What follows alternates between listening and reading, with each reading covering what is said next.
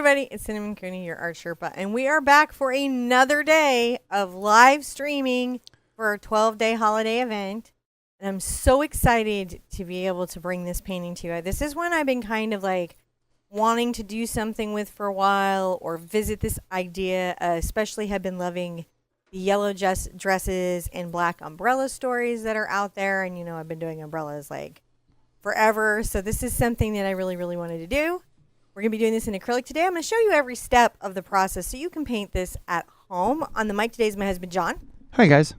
He's going to be tracking me with cameras, trying to make sure we have close-ups of the techniques and the stuff that I'm doing, and also read your comments just in case you have a question as we're painting. And if you're here on the replay, hi, I'm so glad you can make it. I'm glad that YouTube lets us leave these things up for a while. You may hear some squealing because still no door. But door will be soon. I'm so excited. We're a home-based business. Yes, we are. So today is a really good project. I like this type of story. I like stories like this that bring you into the painting. They take you from one space and send you to an imaginary other space in the view. And I particularly like where a figure or a subject is going into the light. This is just a recurring story for me. And I like this because I think the things we look at impact how we live. Well, there's a huge community that agrees with you today. And I know that we have some new painters painting along with us today. Hi, new painters. I heard Tina was painting along with us today. So hi, Tina. Check the description. If you're brand new, you got to hit the little more button. It's going to pull out a bunch of information. The materials that we use in the show, a link to the free traceables. And this particular one has 2 traceables depending on the way you like to do the project. Ooh, Staline is excited because she's on her new computer today. Ooh. Oh, so congratulations on that. So fancy. lots of people are here with us. They're excited today, Cinnamon. So this is definitely full 2 hoop, but I'm going to be showing you everything. Some of this is going to be a lot easier than you think. Let's look at the materials. Okay. All right. Now I have an 11 by 14 canvas board here. I like canvas board because really, frankly, right now I have a space issue and it's really easy to store.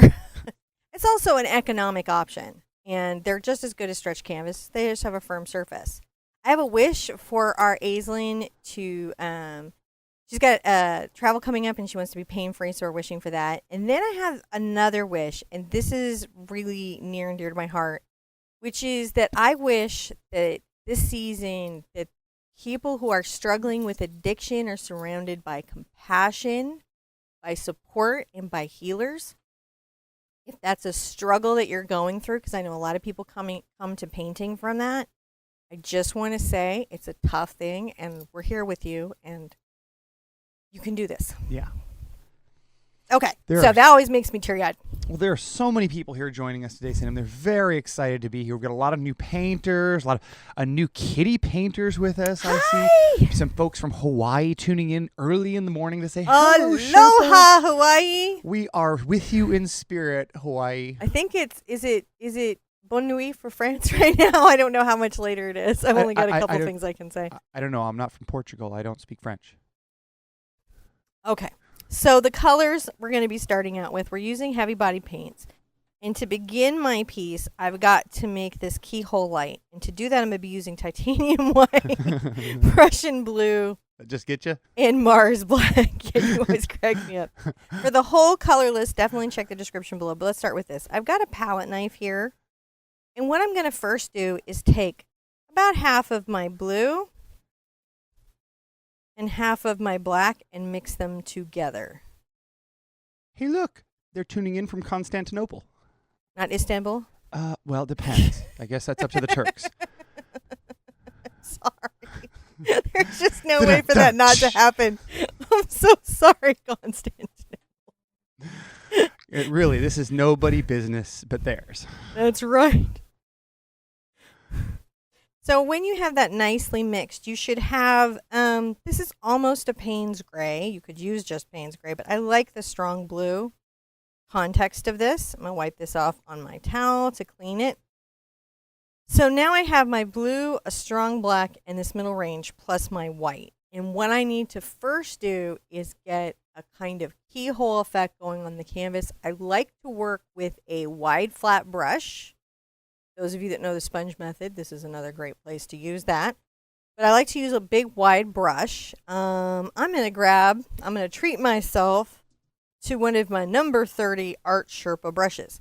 Now, what you're looking for in your brush is some width. It can be a little wider than this. It can be a little narrower, but something that gives you at least an inch wide stroke. So at least a number 10 bright.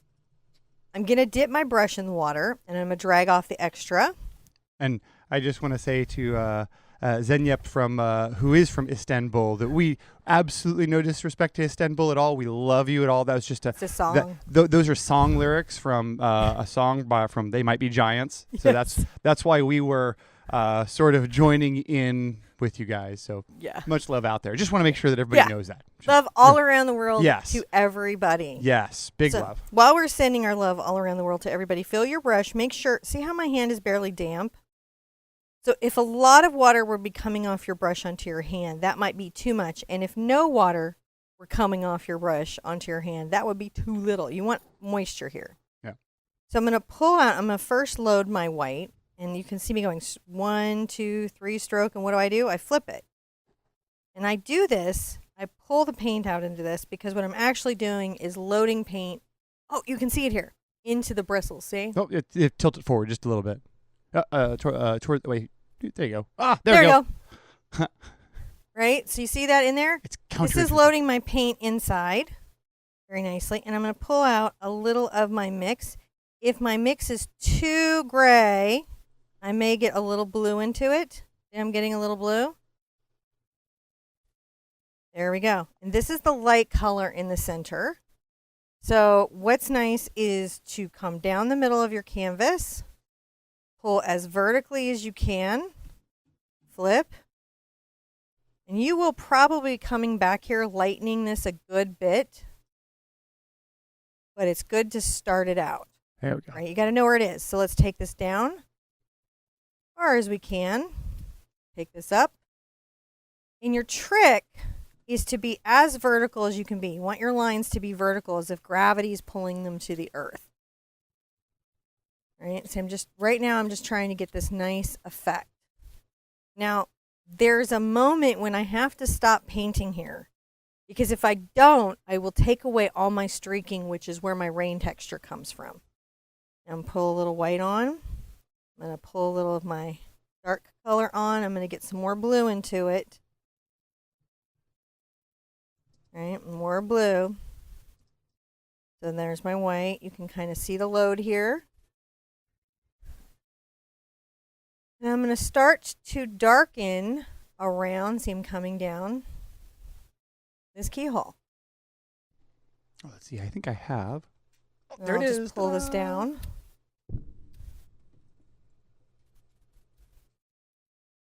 Making sure it's just a nice keyhole. Now we have a lot happening here because we have this building that's in our little perspective and we have our trees over here. Pull a little of my dark, pull a little of my blue, and some white. But we do want this to be a dark color. You don't want it to be too dark so you can see the contrast between everything. Ian asks an interesting question. Okay. He says, can you use the sponge technique from the other day for this? Yes! And I was so tempted to do it, but I have a whole bunch of stuff coming up. Sponges. Guys, go get household sponges. Nice big block kind you can cut with scissors. And some sea sponges and some Q-tips. Get ready. There's some sponge foo coming to you. There's some sponge foo coming to you. And it's going to be so lovely. All right, so I'm loading again, even still. And then I'm going to get my white. And I loosely load that on there because I'm going to want the streaks. And I'm just painting, covering my canvas. Sponge people are already done. If your brush starts to get dry, dip it in the water, drag off the excess, and reload a little bit.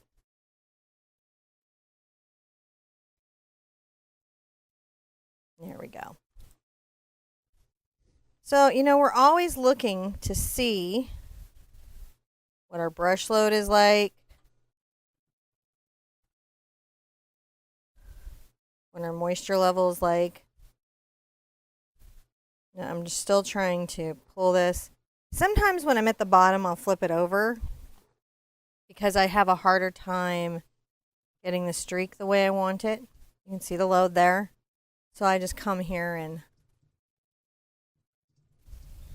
make sure that I'm vertical. I have an easier time at the top of my stroke to be straight than I do at the bottom. And these are things you can do to pay attention to yourself to help you win in your painting journey. Mm-hmm. Pulling out some more of my dark color, more of my blue. Well, that was a nice blue one.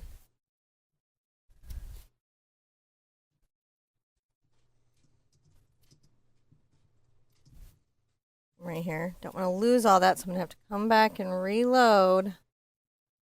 There we go.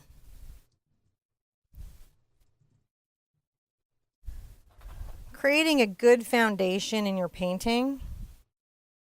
Loading back up. Loading with some blue, getting a little white.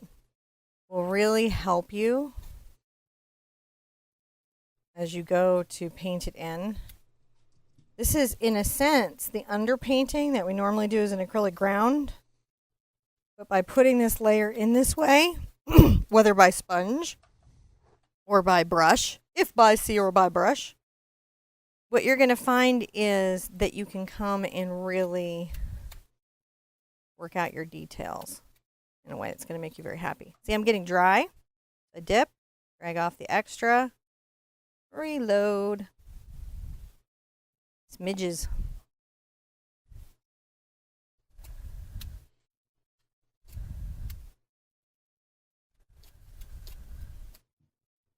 Yep. Definitely want these to be all the way through. Make sure this is all covered.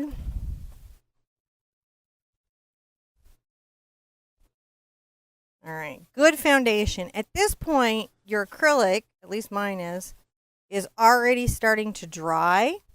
So I can go in and define this keyhole a little more, which is really good. So I'm going to get into just my blue, but just a little dusting on my bristles. And I'm going to get a lot more white. See, I'm getting a lot more white. And I'm going to come right here and just make sure that this is nice and it's kind of blended. See, I'm taking it out a little bit. Yeah.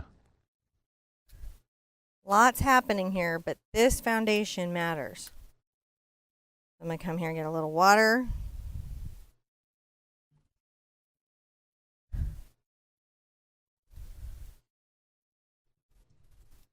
You can even pull a little bit down. And we'll still have more to talk about in the center because we're going to create some focal light and some really cool events. We just want to show that there's some lighting happening here that we've got. And when we feel pretty good about this, right, like one of the nice things you can do is you can take your brush if it's dry. Notice me dragging? Mm-hmm. Yeah, that can create a very nice effect. And I can still come back through and, you know, darken at my rain up here or darken any part. But this gives me that first thought. So when I'm painting my street already has some streaks in it, right? I can do this quite dark and I can do this quite light and it will still work as a final result for looking like a rainy, wet day. Now, always take your big brushes and be sure and wash them out, or at least get most of the paint out of them until you can really take them to the brush spa. And we're going to talk about our strategy to get through the rest of the painting. So for me, the next thing that I would want to do, that I would want you to do, is sort of to block in the objects. Now, if you have a traceable and you're doing the building, the trees, the whole layout, this is a good time to use it. I am going to show you, though, how to block in this sort of very simple kind of cityscape, because there's not a lot of perspective in it. There's only a little tiny bit, and it's very abstract. So you should be able to do it, and nobody should be able to say anything, because we're not being architects here. We're being artists. And I love architects who are also artists. No shade to architects. I'm just saying, my buildings may not hold up in wind.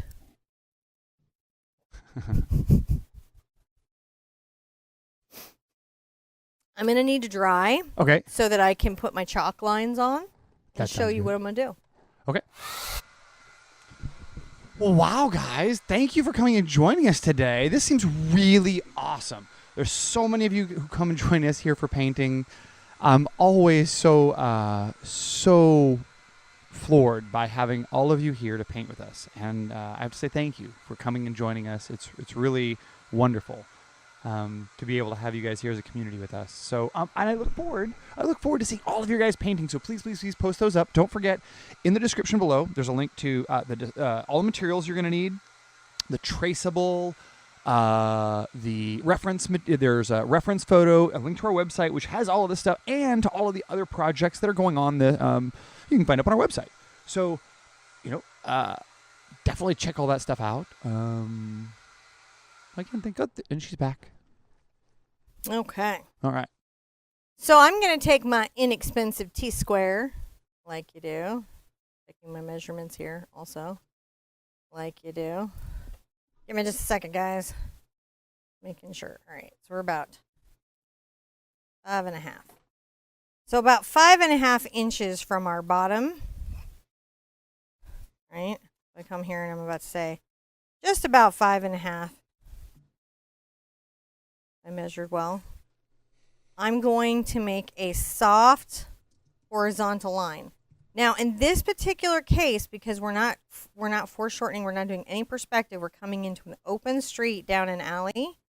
And this was kind of something I did for you guys in the design, just to make sure that things were not that stressful. I'm going to just put a line across.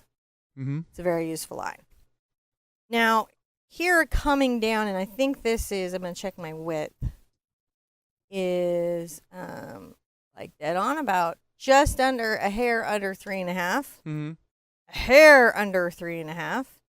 So I don't know what the quarter thingy is, but it's looks like it's 9 centimeters.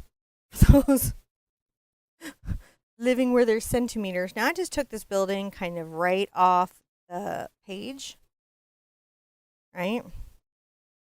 And then the next thing we're going to do is we're going to do this very loose brush stroke. But we're going to do it at kind of an angle. So I'm going to sort of bisect the space and give myself a soft angle that I'm going to be following. It's not going to be long, right? Because we're just barely seeing some of this building here. And I'm going to take a little line down. But a lot of this is going to get soft and impressionistic and barely defined.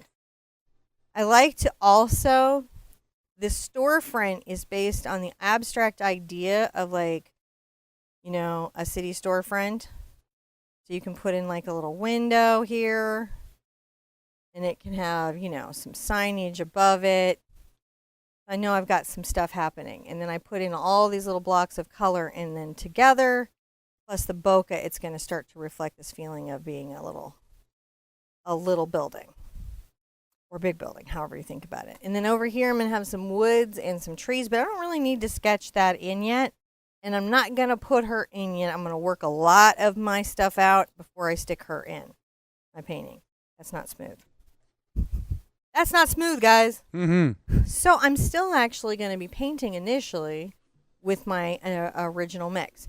And I'm going to grab myself a nice scruffly brush, I think. Scruffly brush. So see, this is a bristle synthetic filament mix.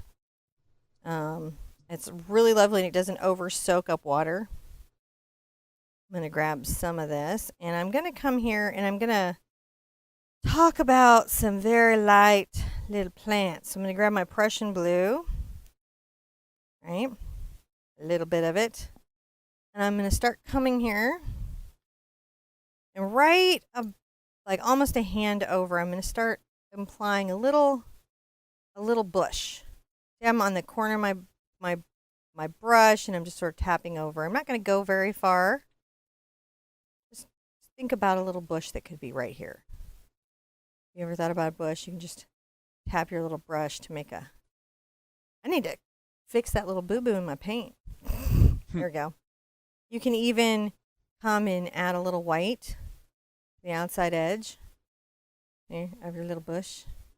Come in and make another little run of little bush-like strokes. Come back a little bit.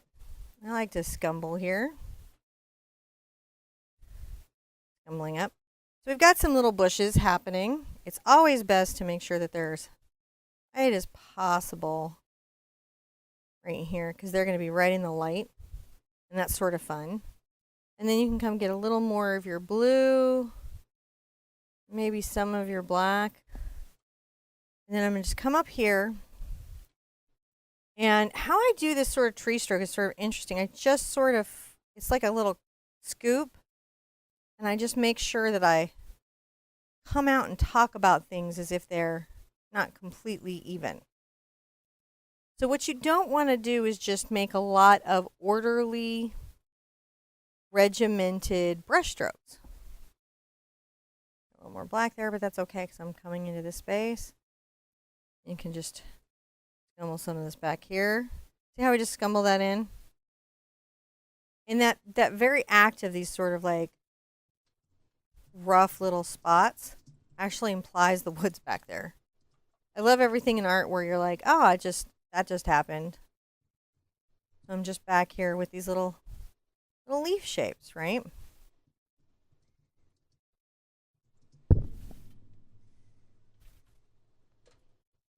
And just scumble it back.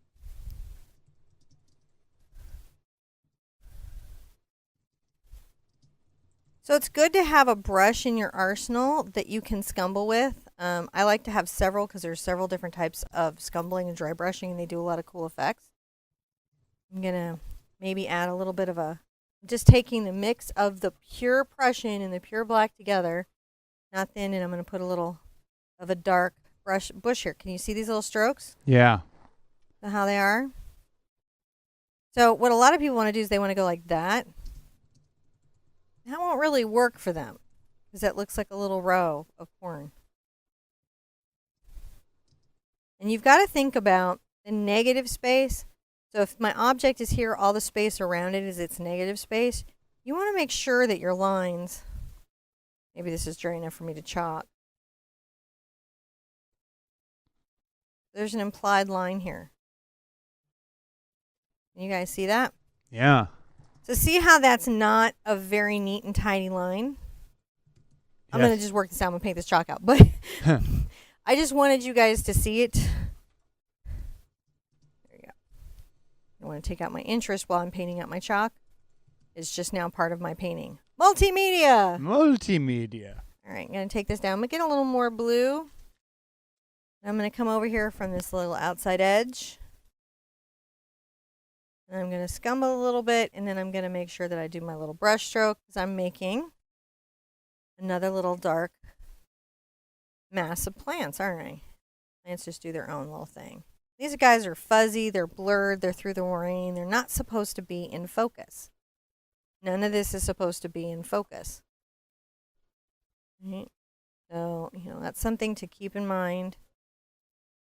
Adding another little layer of bush here. You can even come right across here. Just sort of drag out the slight shadow. Can you see how I'm doing? Yeah. Right there. So let's add a little more dark, interesting something up top. Like you'd have, and down this back side, but not the whole front, because you want to see some of these woods, right? Yeah.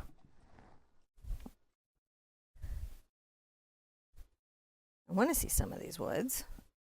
I'm bringing my dark color right here. I'm just making sure that everything I have in here is sort of fascinating and interesting. Now you're just using a number 10 bristle. I'm using just a number 8. You could use a number 10, but okay. a Cambridge. Okay. I'm going to grab a little blue and a smidge of my white. See that right there? Yeah. Just make sure that these are well thought about here. Can you see them? Oh, yeah. This is painting right here. Just coming in and telling your story. I'm just wiggling my little brush back and forth on its corner. Yep. And then I can get a lot more white on my brush. And even come here and imply some branches that are going to be coming into the keyhole later. See them being implied? Yeah. They're kind of lovely. You can bring them in a little bit. And then that's going to give some depth to your dark, dark woods. So when your woods are sort of blocked in and dark and looking good, rinse out your brush. I'm going to put it to the side and grab your favorite round. I'm going to grab my favorite round. You grab your favorite round. Sip your cup of coffee. And we're going to plant our tree in here.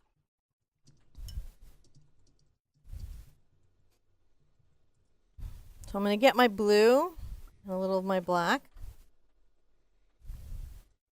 And you're going to need to do your tree. And this is interesting. You have an option. You can do it darker or lighter than your background. But you don't want it the same value as your background. So when you come up here to paint it, and I'm going to pull it out of a bush, and I may put a bush in front of it after I'm done.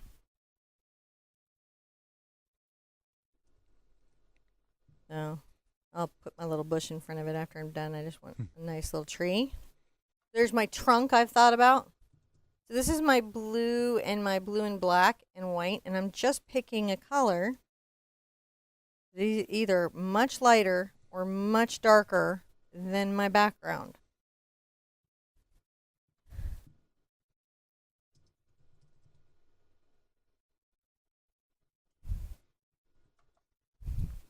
I like to just bring my little tree up and it gets thinner and thinner, and then I'm going to take it right off the canvas.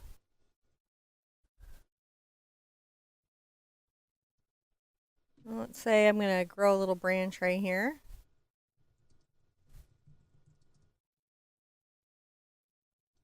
Make sure that this part of the tree looks thick enough to support a branch. Because, you know, that's a thing you got to worry about. Now my branches going over this way can be darker, and my branches coming over this way can be lighter, because like what's more in the light branches coming this direction. Mm-hmm. So that's just something to think about while you're painting.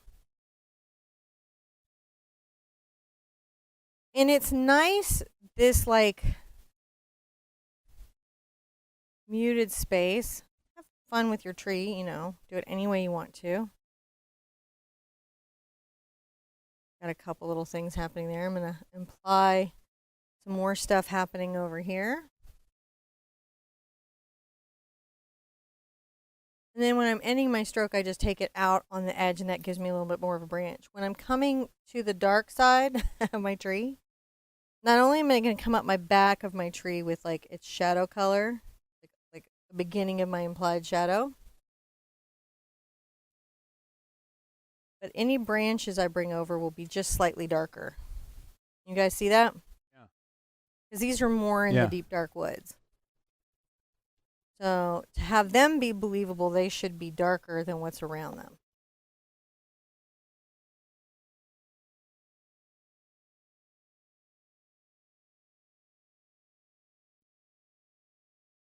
See that? That's just a little thing you need to be thinking about when you're thinking about your thing. Now when I have that in and I have my shading in how I like, all right, the next thing I'm going to do is I'm going to take a little of my blue and some of my white.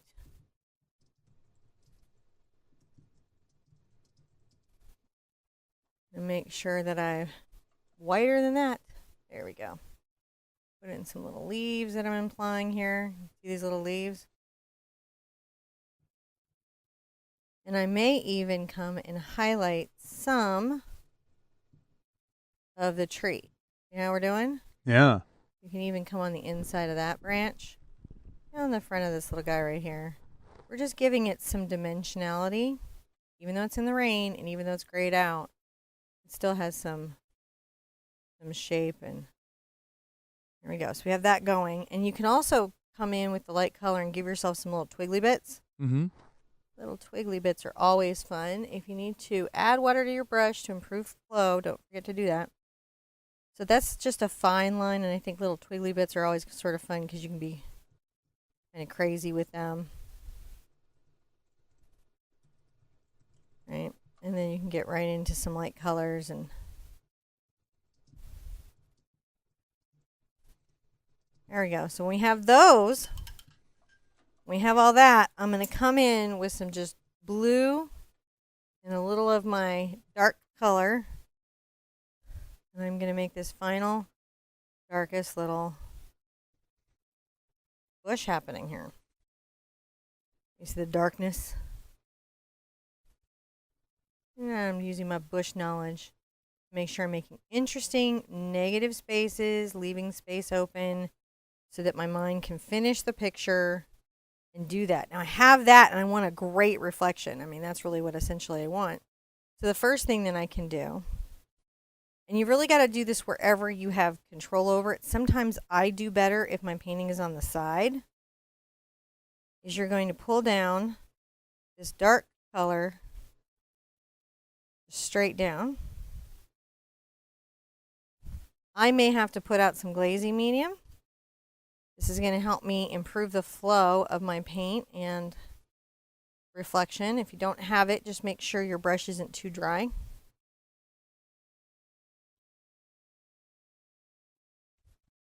Now, see, all this would be a little bit darker right here because, I'll move this over. Always trying to make sure I'm working to the strength of my stroke. It's going to be the darkest to this outside edge. Yes? now, how are you knowing where to put those shadows in? Oh, because think of this like, for those of you that watch Stranger Things, the reflection world is like the upside down. It's like the world that we see, but it's darker and it's a mirror of everything. Yeah. Those of you who watch Stranger Things will, that's a great analogy. Thank you. Thank you. So proud. So I know that my deep values, all my reflections, these things, they'll impact the city street because there's enough light to create a mirror. Wet streets are like mirrors. Yeah. So I know I have to pull some dark streaks down in my painting to kind of talk about these little woods that we're walking into. And it's interesting enough, it is the vertical and horizontal reflection play that helps us bring some of the space in. And it's also darkest right under here. Right under here. That's your darkest reflection. See, I'm taking that black and just putting a dark reflection in. But just right there. There we go. And then not to the end because it's got a lot of light, but right here you're seeing it. So I'm liking that. Back into my blue. Just making sure, back and forth. See, I'm going back and forth. It's very light there. Because everything here has to be the mirror of up there. Now when you're happy with your reflections, going up and down, and I always think it's nice to make sure that it just took my glaze to sort of soften them. It helps them feel really wet.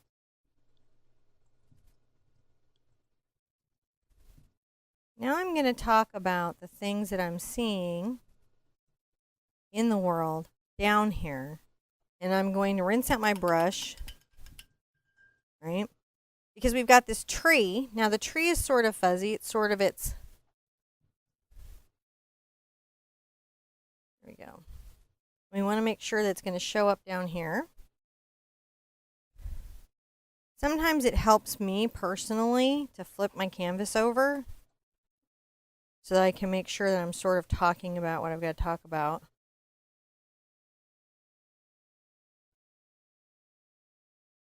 And what I do is I just make sure I'm painting the mirror.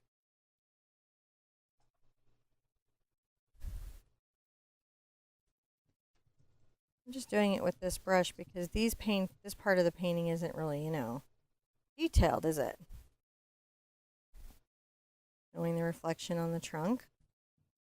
And I'm not going to see every part of the tree because, the city lights, disruption of water, pollution, those kinds of things.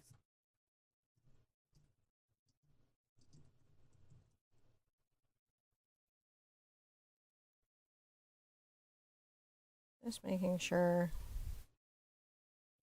I'm just talking a little bit about some of this stuff. Little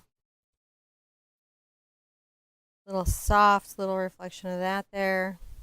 And the other thing that you can do, I'm going to get a little blue and a little white, is you can make sure that you're even talking about this bush. Look, See, I'm talking about the bush a little bit. I just wiped off too much white. Make sure it's a nice dark blue.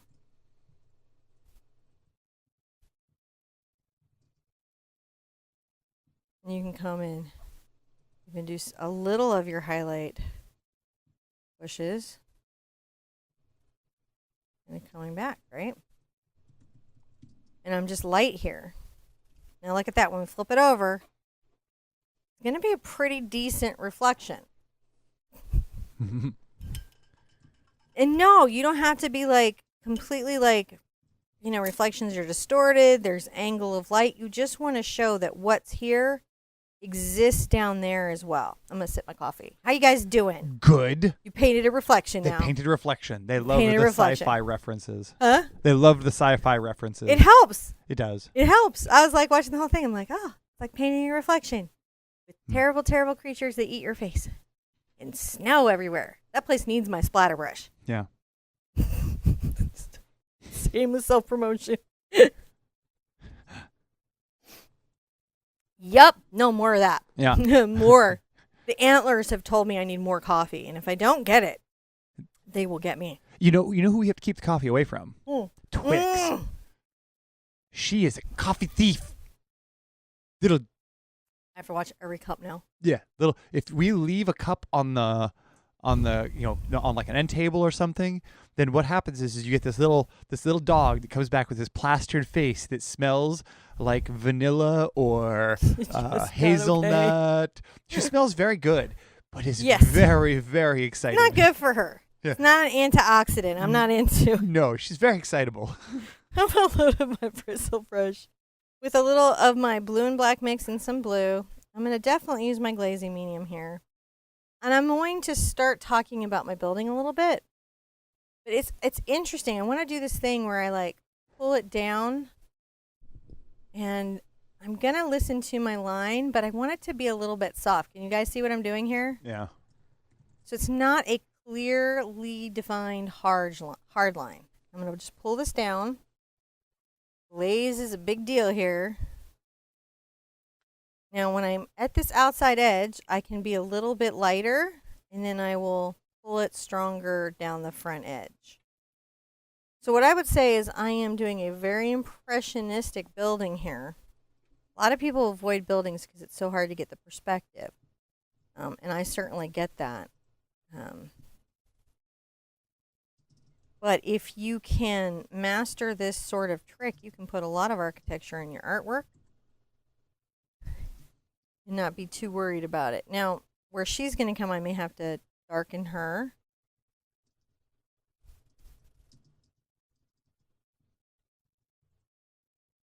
And John can tell you, I redesigned this painting so many times that now you guys just have a bunch of umbrella art you're going to have to do. Yes. I explored every combination of possible everything that could ever be happening ever. I'm just not putting too much there. I don't want a lot there.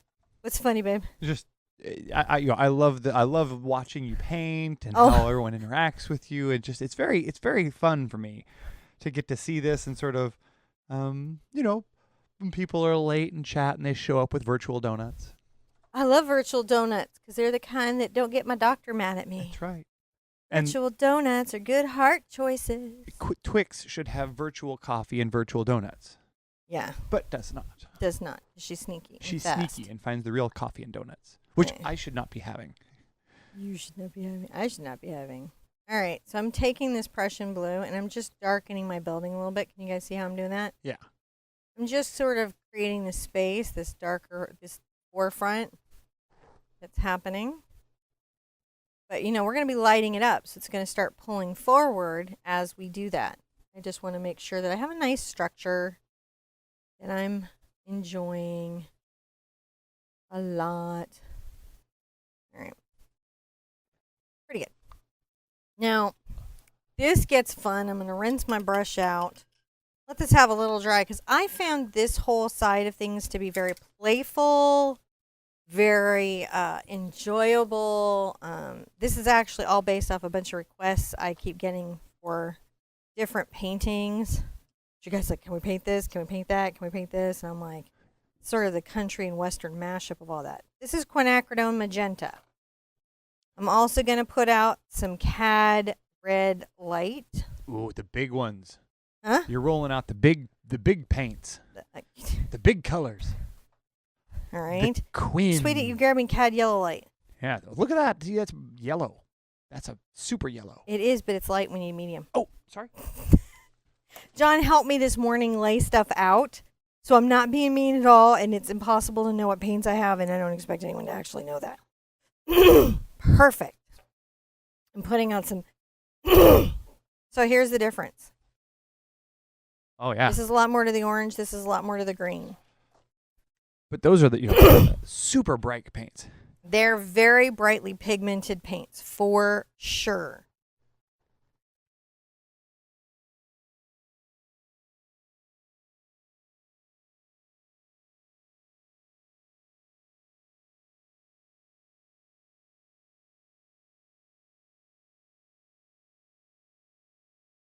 I really, really hope so.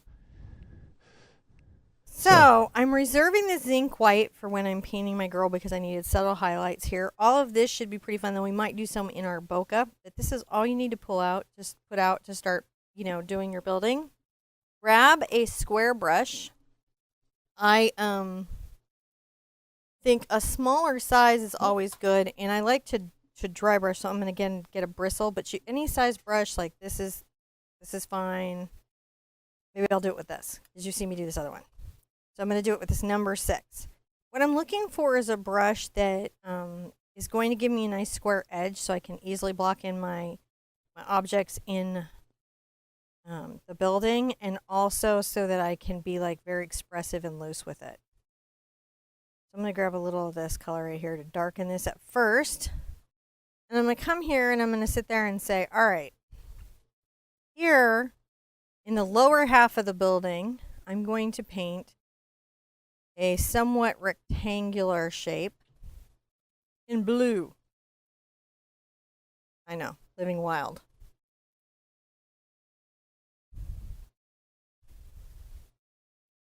You just take this anywhere you want to. You can take it to the corner.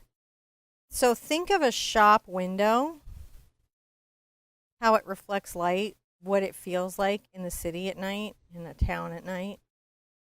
What you're trying to talk about is that feeling, not the actual thing. And so I'm going to grab a little white into my blue. There you do. I'm going to come across here and just very lightly over the top of my paint. This is a dry brush, so I haven't put water in my paint. I'm just coming across the side. I'm going to come down too far. And then maybe I'll put one vertical streak right here. Isn't that fun? I don't know. It's fun for me. I'm going to get some of my quinacridone and some of my white. I'm going to come right here.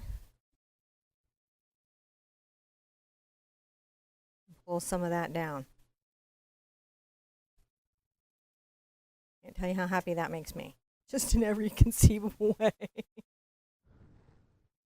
Just so happy because I love that color. Now up here I have some interesting kind of colored spaces, and then I've got some red and things, but it can be kind of fun to block in the things that are of a similar color and then start filling in, or you can build it up like Legos if you're feeling unconfident to jump around the space and place things in the right space. So it's really about paint conservation versus and I want this one to be quite light. Because this up here, I imagine, when I looked at a bunch of different buildings in this really famous French street, and this is how I'm going to talk about this little sign. There's a lot of signs. I'm going to make just a square. A square. You could chalk this in. You could use a T-square. You can do this any way you want to. Maybe I'll take this to the edge here as well. It's up to you. And I've got this interesting sort of little square. And it's fun to come back with a little bit of white. Make some strokes across in white. And one across the top and a bit down. That strong stroke comes down. It's just helping me inform myself about what the shape is like. So it's got some cool stuff happening up here. I'm going to get a little of my blue and some of my quinacridone.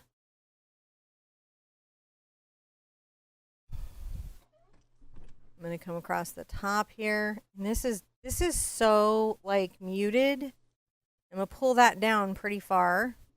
See, we're coming across horizontally and then pulling it down pretty far. I'm going to get a little white, but not too much. Just enough to start picking up on some of the different little colors I'm playing with right here.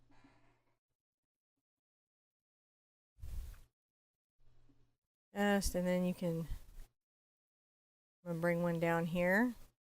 It's a weird little, it's these little playful bits that start to tell the story of like, maybe a little light, but that's okay. An old building. Now, see, I leaned into it. That happens to me. So while I'm here, I'm going to get a little of my quinacridone and some of my white blue. And what's kind of fun is I'm going to, see this line right here? Yeah. Anything that you want to imply is like in the building, in perspective, just mimic that line's angle. And then you can pull down. And pull down. See how we have almost an implied window? So cool. Almost an implied window that we just put there. All right, I'm going to go wiggle and pull down because this building is involved, right? Yeah. A little more of my quinacridone here. When we come through with the yellows, it does so much for everything. Just rinse out. And there's one little space. I'm going to get a little blue again. Blue, doo doo dee doo doo.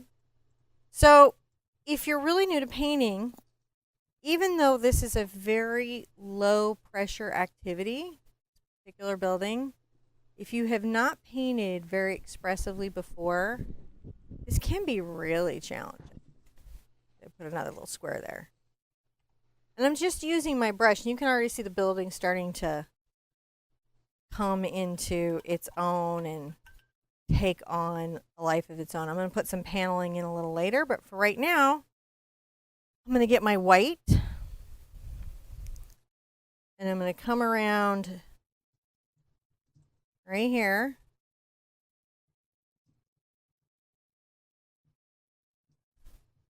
And then maybe a little, not necessarily to the bottom, because I've got to darken that bottom up a lot. That's fun, though.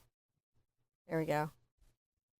And I'm going to get a little of maybe my mixture here, and knock some of that back. It feels so bright, being rainy, and you just will be constantly looking for that. Does it feel too bright in the rain? Does it feel too manufactured? You know, are you liking what you're seeing? Okay, so what's fun is to take a little of my quinacridone, and believe it or not, the Cad Red. I come here, look at that pop. Across. Maybe a little upward stroke. Something down this way. I'm coming back with yellow, so, you know. Now, I love this up here. This was, again, another, like, little expression of a sign.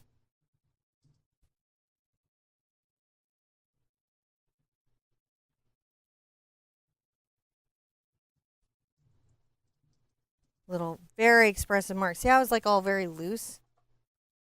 Loosey-goosey. Come across here. Get a little stroke up. Maybe another little stroke up. Look at that. Look at that just starting to become a thing there. It's like, it's just starting to glow. Like, it's very glowy. You know, but we need a couple little marks over here in this color as well. just light and just drag them down. I'm just barely touching over here. Yeah. Not really even a thing yet, right? And I'm going to rinse out. And the yellow is really fun for me. So first I come through with like a little of my pad and some yellow. I'm going to come right here. Talk about things a little bit. Very loosely.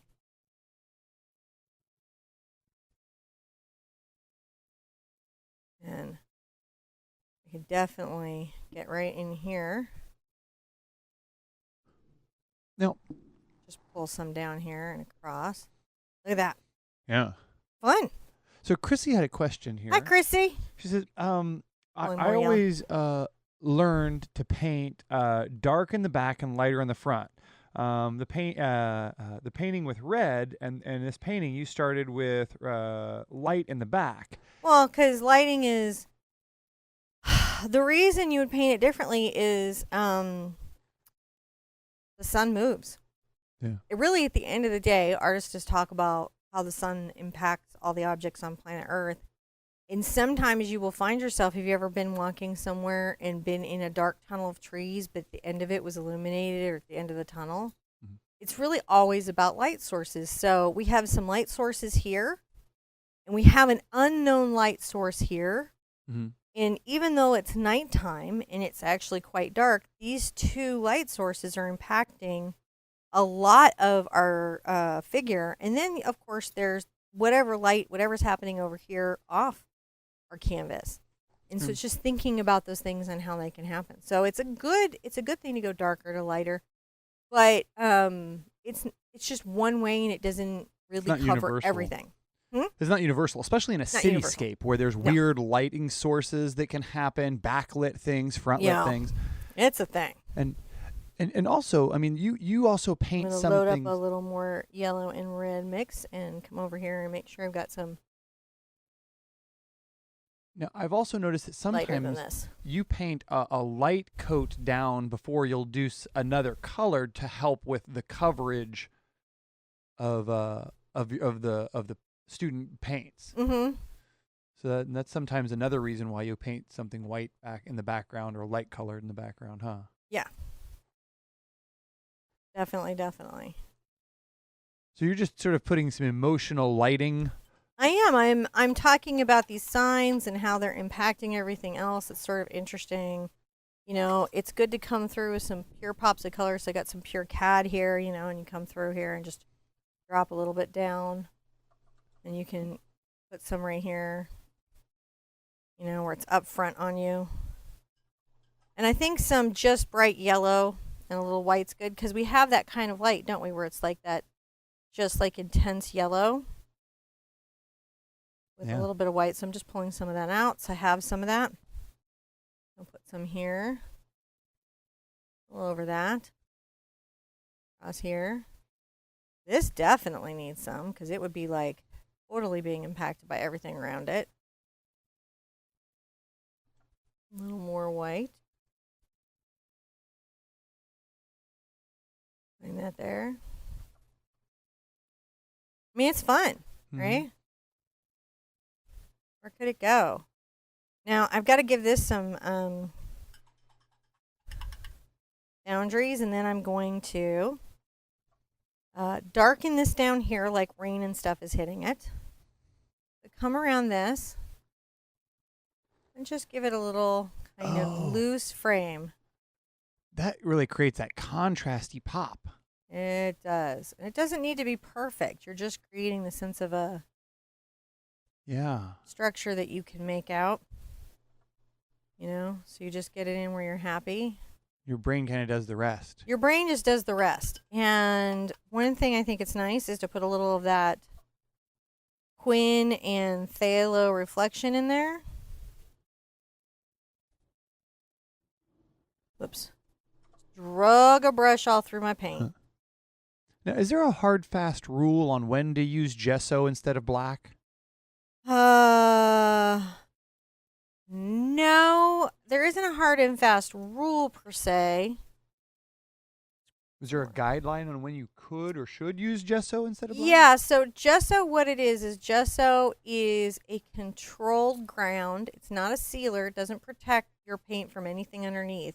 It just is a surface preparation. So say you had a surface that just wasn't how you liked it to paint on. You can use gesso because it's inexpensive, and you can sand it, you can finish it, you can do several coats, you can thin it. It gives you a nice tooth for the paint to stick to. The truth is, though, is that with acrylic paint, you can just paint over acrylic paint with acrylic paint. Like, you don't have to gesso over canvas to paint the next painting. Yeah. The only reason you would gesso is to give yourself kind of a clear visual space mentally. Or if you needed to start with a white bright ground or a black ground. Gesso can be cost effective. Like, sometimes it's much cheaper to use a black gesso than a black paint. Yeah. But sometimes not, and you have to make those decisions as you're painting. And do you need the tooth? Right? That's the grit that your brush drags over and leaves paint behind on. Yeah. All right. So now, if we have that in and we like what we have, right? And I think I want to, that's a little white right there, so I'm going to take that, maybe darken this right here. Oh, I like that. Makes me happy. That was just my Quinn. I'm just pulling that in. I like that. Now, I'm going to wipe this brush and put it aside. I'm going to get my scruffly brush, because what I really want to do is grab a little of my blue and black color with my blue and some white. And I need a very, very dark aspect down here. And I'm going to take this. I'm going to darken this. Before I put in my bokeh, I'm going to start that process. Right. I'm not going to go up. I don't want to lose all the detail in my window. Just blue. I may even take this out a little bit this way. Just a smidge. I'm talking about, when I do this, what am I talking about? I'm talking about the mist and atmosphere and all the stuff that happens during a rain. So things are often not just, crisp and clear. They have like this sort of misty, dark little area underneath them. And while I'm here, I'm going to get a little of my black and a little bit of my blue. And I will turn my canvas to the side to make sure that I have those horizontal streaks that are dark coming out from the building. So again, why do I turn my canvas? Because this is my strongest level of stroke. And it's always important to turn the canvas, not yourself. Don't make the canvas more important than your well-being. I'm going to just pull some of this down. If you need glaze, grab your glaze. Just making sure that this building has got a dark reflection happening, right? Yep. Taking it down. And I'm just making sure that it's level. I'm using the glaze to get nice offloading from my brush to make sure I have some very soft reflections against my hard reflections. But this will work however you get it on.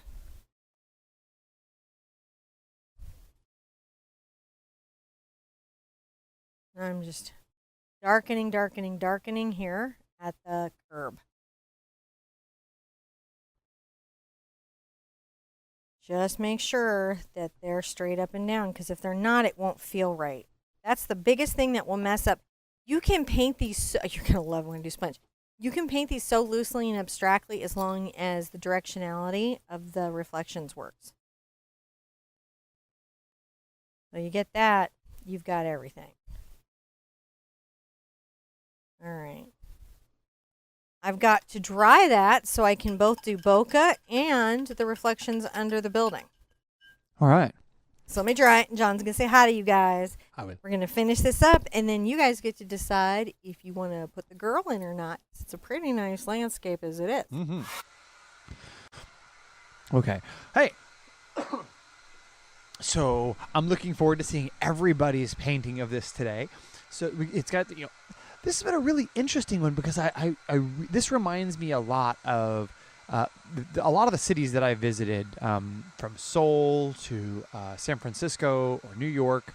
A lot of these big cities, Vancouver, you have these wonderful city centers that are nestled right up to these big parks, and so there's you tend to get this beautiful picture, these beautiful nighttime scenes. Of the lights playing against the trees, especially when there's a little bit of snow on the ground. I remember cruising through Seoul, and there was some beautiful snow on the ground there, and so this reminds me a little bit of that. Does it? Yeah. Yeah, I honestly I like Paris for street scenes. I like Dublin for street scenes, and I like Seoul, and I also like I think it's Hong Kong. Yeah. Because the lights are amazing. They are. Yeah, and you get to see so much stuff. It's just a completely different type of vibe. Colors are amazing. If you have an awesome lit street and I happen to not mention you because this is a global community, I'm really sorry. I probably just didn't know. That's all that happened.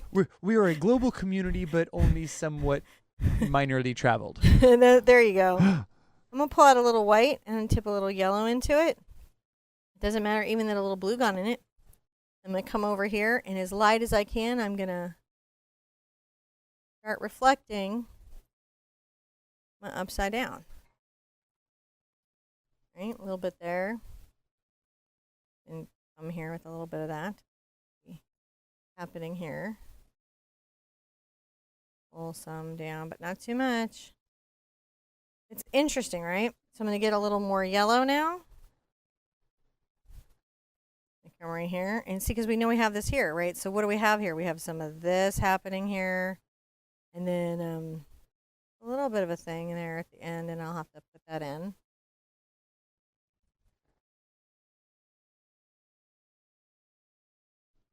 Reflection here. This is everything you're dealing with is just about catching little reflections where they go. The building is reflecting, right? And you've got to come down here and talk about that a bit. So I'm going to just barely imply that this is a window. Can you kind of see that I am? Oh, yeah. Just barely. And I might even blur it. But I'm just putting enough line in here to talk about a window. And then I'm going to grab a little quinacridone. Maybe a little white. And some of that, maybe some of this right here. A lot of this down, maybe a few here, because, the building reflecting on the side.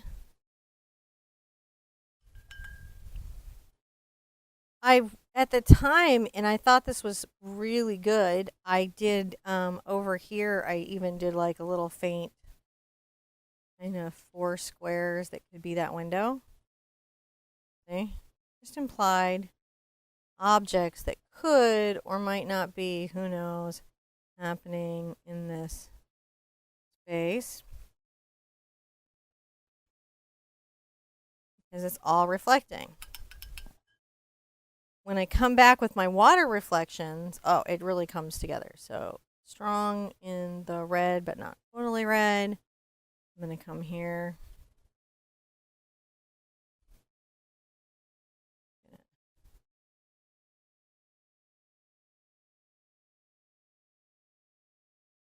Just add a couple right there.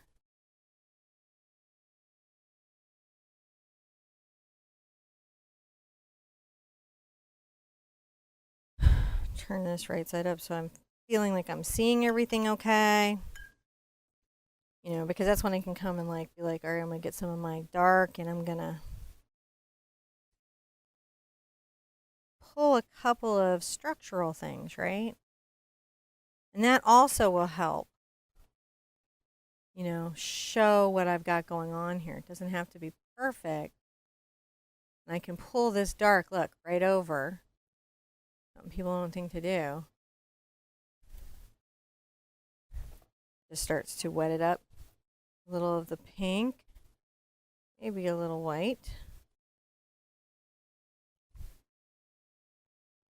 Here. Here.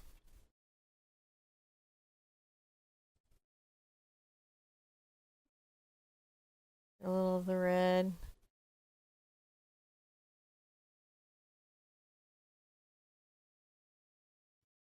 All right, we're doing pretty good. Just a little bit here and there, and you should be feeling like your building is somehow talked about and being seen down here in some way. You can take all kinds of things as far as you want, right? And now we get to bokeh, which is super fun.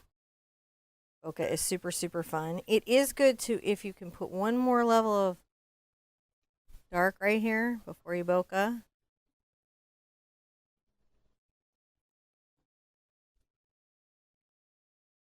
Because the street does that.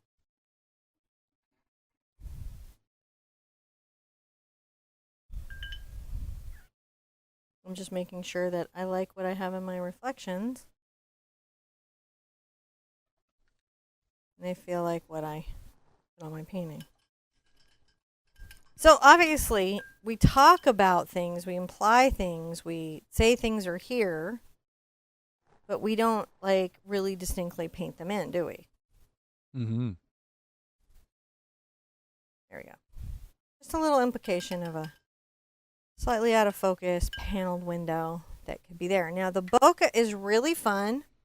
I'm using my two smaller bokehs. So these are pounce sponges. They're round sponges. These are, my particular ones will be out pretty soon. But you can get any round sponge will work for this. Let me show you how you load it. And then we'll put some on. Oh wait, actually I think I used the smallest. And then a little teeny tiny dotting tool. I'll show you that trick. So I'm looking now, I'm like, my big bokeh's too big. We'll see. So anyways, when you're loading, start by coming to the edge of your paint and twirling. Can you see how I'm twirling? Twirling. Now it's good to either with titanium white or zinc white. Either is fine.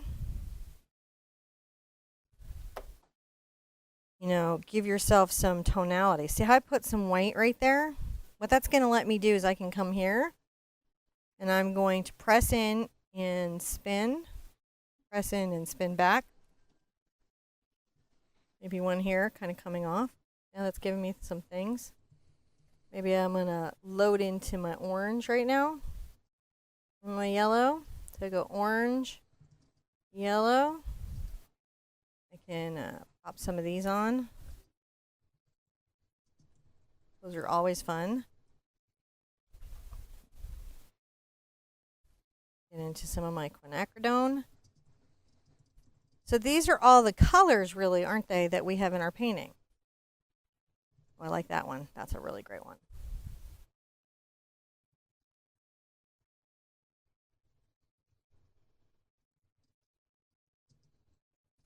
All right. So I have some of that in there. Now I'm going to want to flip my sponge over because I don't have two of them. And since I don't have two of them, that ain't going to work. All right. Now I'm going to come do my blue. And again, I'm doing the spin. That's how I get it loaded. You can see that's how you get it all loaded on the sponge. I'm going to come get a little white. There we go. And I'm going to add in some blue bokeh.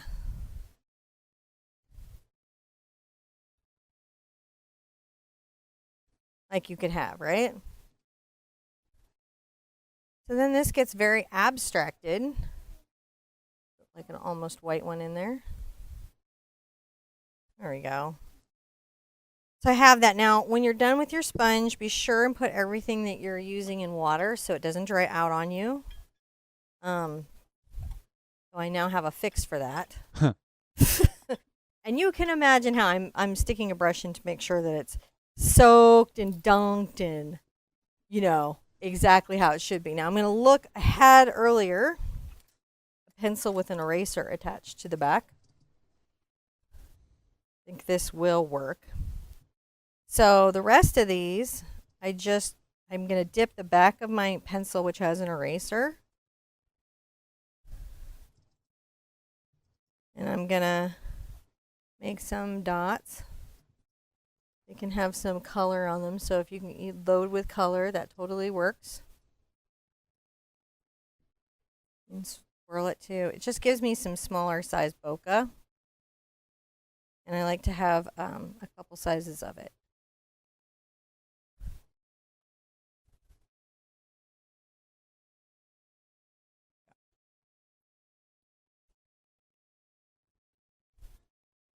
And then when I have those in and I like them, I can always take a little detail brush and just come in and finish them out.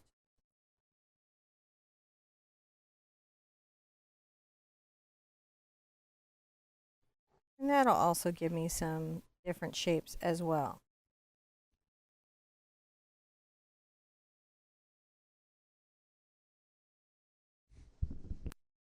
There we go. Can you guys see that? So we get some different shapes. Oh, yeah. We get some different reflections. We're doing really good. All right. So right now, we're going to start adding a little more key light through here. And then you get to decide while we're doing that if you want to put in your Girl in the Rain and where you want to put in your Girl in the Rain. And while we're doing that, I'm going to pull some of my white. And I happen to have, and this is actually pretty lucky, a little of my phthalo blue on it, which is going to be very different than my background. And I'm going to come here and just start brushing up and down. I'm going to take it up a little bit taller in my central strokes. I'm going to a little bit wider. See how I'm doing? It's all dry brushed. A little bit.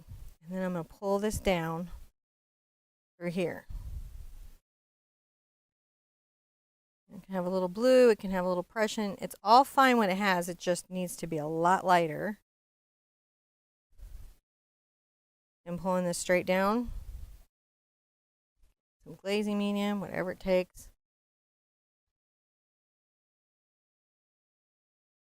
Now I'm going to make sure that I pull this kind of at a point. And this isn't even the last I have to say about this central lighting.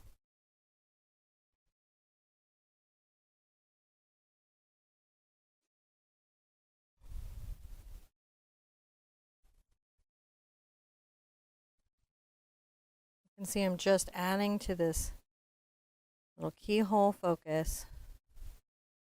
Same here, widening out where we're applying the light sources.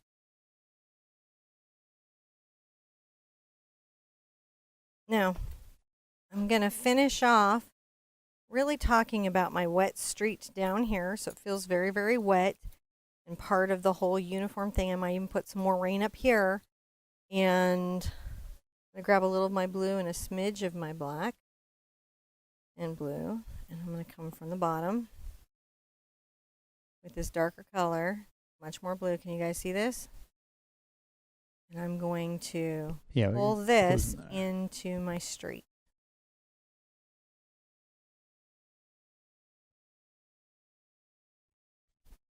Isn't that lovely?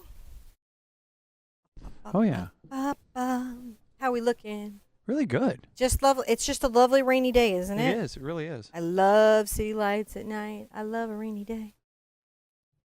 So I'll get a little bit of my black and blue, and my blue again, smidge of my white. I do want this to be darker down here, but it still needs to be streaked. And just a little bit here.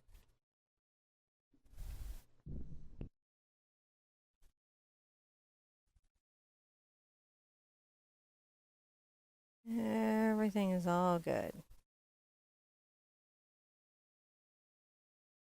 Bring it up a little bit on the inside. All right. So now we really have something going on here.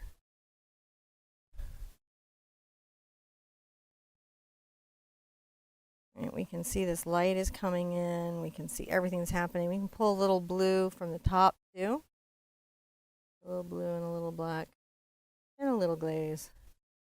And you can darken even at the top. Talk a little bit about the weather. You don't want to lose your building. So sometimes I like to come on the edge of my brush.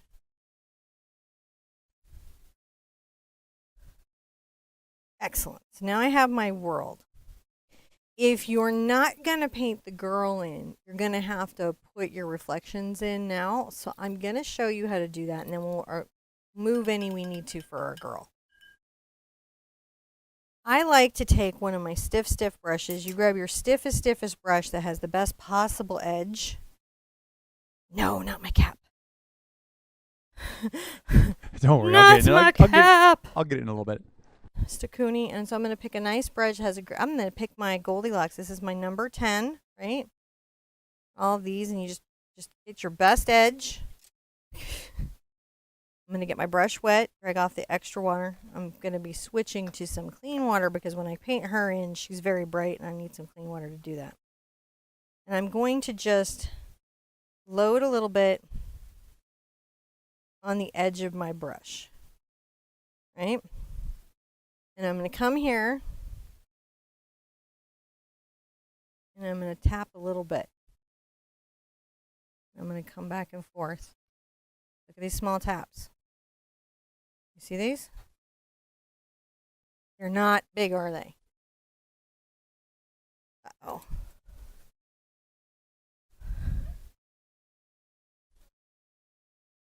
All right, just small little taps. Now, the big thing that you're going to want is you're going to want to make sure that these don't get to an angle. They can wander, but they can't be at an angle. Not and still all look like they're reflections. So you can pull them out. You just want to make sure you don't go like that. No, not all that wander are lost. It's true. It's true. But in water, if you wander on an angle, it looks like a waterfall. It does. The minute you change the direction, as soon as they're not level, it becomes moving water. I'm barely touching my canvas. This is the trick of this. This is the whole thing about painting city streets or doing the Wallace or any of that. G. Harvey. Anybody remember G. Harvey? Yeah. So, I mean, this is really what it's about, is understanding this space. If I have to, I will flip this little sucker over. Because as I get to the bottom, look, you can see that kind of went to the angle because I don't have good positioning to control my arm. And if I don't have good positioning to control my arm, I'm in trouble. Then you should move. Going in front of this, big deal. You need to.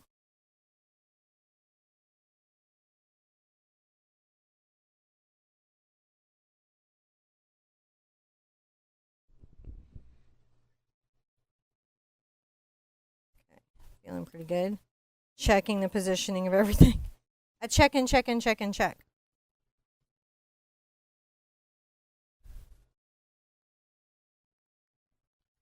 One thing I can do is sometimes I like kind of drag it down and make it seem like they're more connected.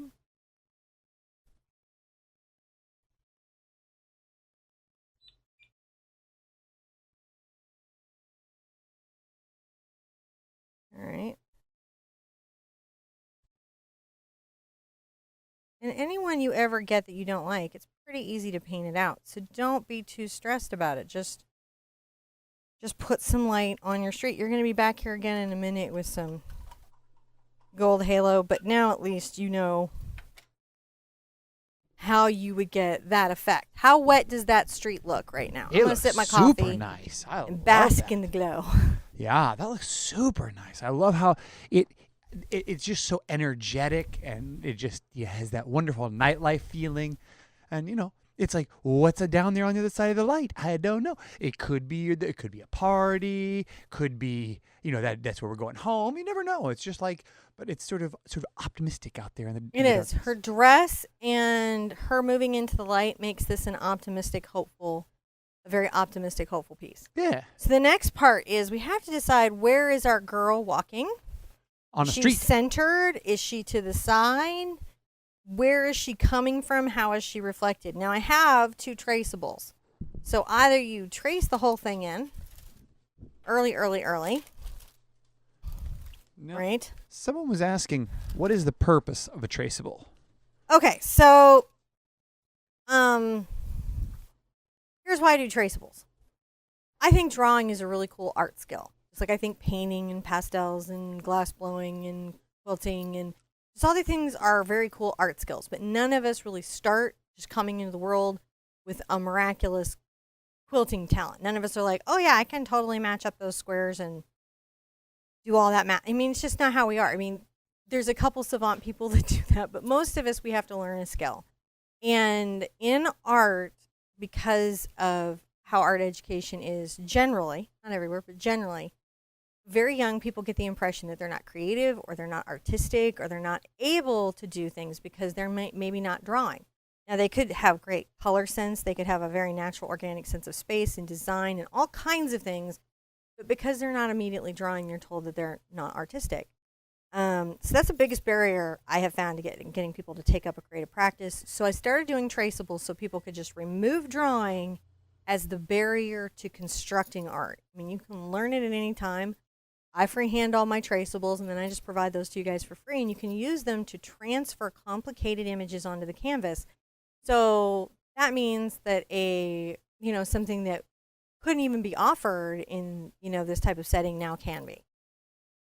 It's super cool.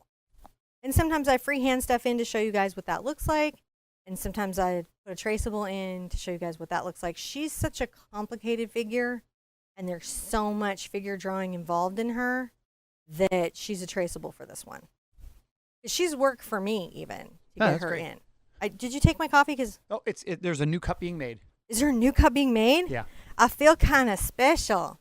I'm making sure that Twix doesn't come and steal it. All right, I'm going to dry this because I wouldn't want to smear my reflections, and we're going to talk about placement. Okay. Oh, let's see here. There we go. So, wow. You guys are really excited about painting this too, so thank you for hanging out. We really do. I look so forward to seeing all your guys' paintings, so thank you for coming and being here. Thank you for sharing your time with us. I do look forward to seeing your paintings. Don't forget to check out the links in the description below, because that'll bring you to our website where you have access to all the different projects. The traceable that she was just talking about is there. There's the reference photos, along with some helpful tips and sometimes other links to other videos that may be useful for you when you're doing this project. So there's a lot of great resources there. Don't forget to check that out. So when you're doing her, you want to find the space on the canvas you want to put her. If she's overlaid on the building, like I have done, you've got some interesting reflection challenges, and you've got some interesting contrast challenges that you sort of have to add some shadow and pop some things between these two spaces to get them to work. If you put her in the center, then she already is perfectly framed, and then all you've got to do is kind of glaze. Like, I'll show you really quick. So you'd know what you have. Oh, thank you so much. What you would do. So say you wanted to put her in the center. I'm just assuming anybody would want to know this. I'm just taking my glaze. You would bring this down so lightly, and it would be vanishing into the rain source. And this angle and that angle would sort of match, and you would just imply both of those just very loosely. And as lightly as possible, and that's how you could frame her centrally if you wanted to frame her centrally, and then you just add like a little mist and stuff here. So let's frame her centrally so I can show you that. I'm going to grab some tape. So she can be off to the side centered, she could be over here, but each place that you move her impacts how she's lit. Yeah, I like her where you placed her there. Do you like her central? Well, you've done a couple different placings. I like her when she's like that little bit off bit. Well, then we can do that. No, it's okay. You can do either one. No. I mean, because that's what's in the thumbnail, so I don't mind. Yeah, it's okay. It doesn't matter. That's the wonderful thing about being able to move it around. That's why you move it around. But I've showed you guys how to fix it. So I'm going to put her down the painting a little bit. Her skirt's crossing over the curb. Her elbows here. And I'm going to make sure she's nicely placed in vertical. We don't want her at an angle either, otherwise that'll ruin it. I'm using Ceril paper to transfer her. I am using the yellow, and here's my thoughts on Ceril. I really love it. There's a link in the description below. Hey, John. He's not here. Okay. There's a link in the description below. He wasn't even here. And my takeaway, having used it quite a while, is I still just love it as transfer paper. The red bleeds through on white. Not on every color, just white. Oh, yeah. So just be aware of that when you're... I was multi-coffee tasking. Sorry. Were you? All right, I'm going to trace this in, so it's a good time to multi-coffee task. Anyways. Well, I was actually just looking over your palette. Sharpen my pencil. What are you doing here? It won't let me. That's probably because you put a lot of chalk. Oh, no, that's not the chalk one. It's not the chalk one. But all right, there we go. I was looking Just over at make your sure it's palette sharp. and how beautiful those oranges and yellows and reds are over on the edge. Mm-hmm. That's just so pretty. Isn't that lovely? Right. Anyway, sorry, not being distracted. Well, these are contrasts. So what's the contrasting color to blue? Why did I add blue to my gray? Because of the yellow?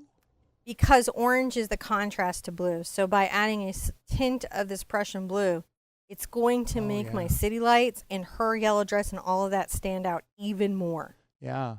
I am playing unfairly. Now, see, sometimes, guys, I have to guess at these things because I'm going to put my glasses on so I can see what the heck I'm doing.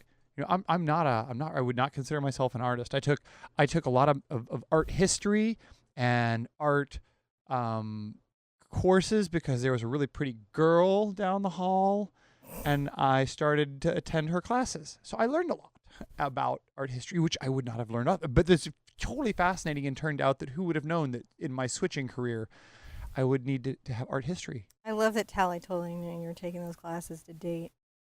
Yeah. I owe all of my art. Me so much grief. Sorry. Yeah, no, not relevant to you guys learning how to paint. So I'm very carefully tracing over my design, making sure I get my angles.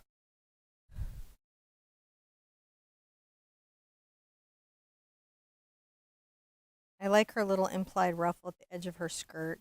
She's what the burnt umber is about because I use that to darken the yellow. You could also use purple.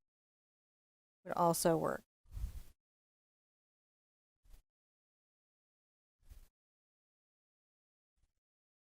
All right, so we've got the two legs, the heel, and then we know she's got a light reflection that comes out. You don't need to worry about that too much right now. You just need to know that she's on the canvas so you can paint her in. Let's see how we did. Pretty good. I think I have enough information there to get her in like you do. So I've got her placed, and this gives me a nice amount of room to add a reflection down here. If you get any of your transfer paper over, it should come right up with like paint and water. Like it does, and I will finish out this umbrella because I connect the line. This is watercolor pencil. So this will all be done in teeny tiny little number 2 brushes and smaller.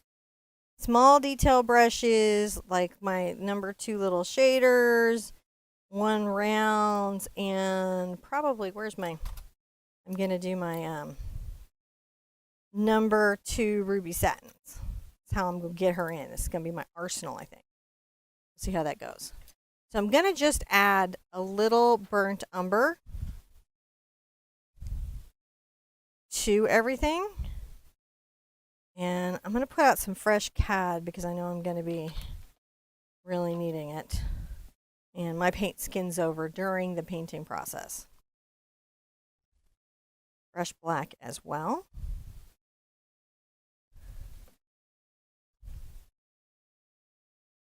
And I've got fluid white and fluid black in reserve. And the reason I have those in reserve is on the finishing touches with her. By using them, I can get some very refined lines. And I'll show you how I do that and how I'm able to get some really worked out pieces on her. All right, let's start blocking her in. So I've got my burnt umber here. I'm going to put my glasses on so I can see what I'm doing. Right, A little burnt umber. I get a little of my yellow into it. And I'm going to start putting in some shadows. I know I've got a little shadow under my umbrella.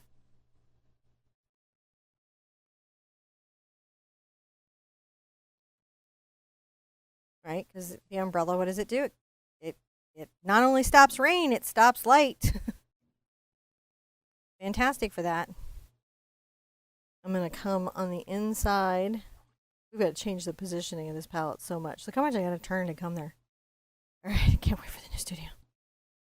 So I'm going to come down here and put a shadow where her arms and her body are shadowing each other. And I'm going to move a little shadow kind of into the bend of the arm where the elbow bends. And a little bit out here. And then there's a little bit of a shadow at the waistline where the skirt starts to pop out.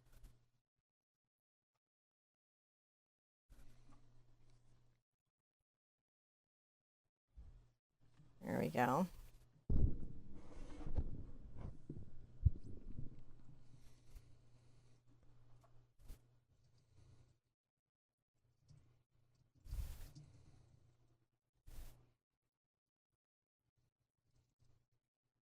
All right.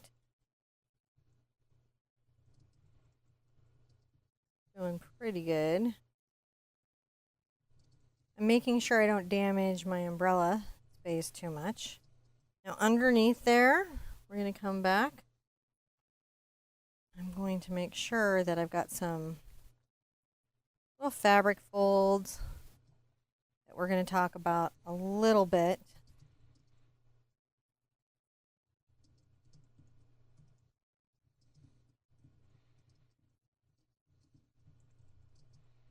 I've kind of got those in. I'm just dry brushing a little my color where I can see that. If you have it, you know, so I'm going to get a little more yellow. I don't want this to be bright yet though, because I'm going to be brightening it as I paint it. So I have lightened it one shade, but it's still, you know, not the bright yellow that is her dress. I'm going to come along the shoulder. And you can see where this little brush is my friend. Little brushes are your friend. Tip it in. But being able to see this helps me. Little brushes help me. My paint being pretty decent helps me. So I'm now brush stroking up into the dress. I love painting her. Just so y'all know. I love, love, love painting her. I love her yellow dress. I love kind of everything going on in this painting.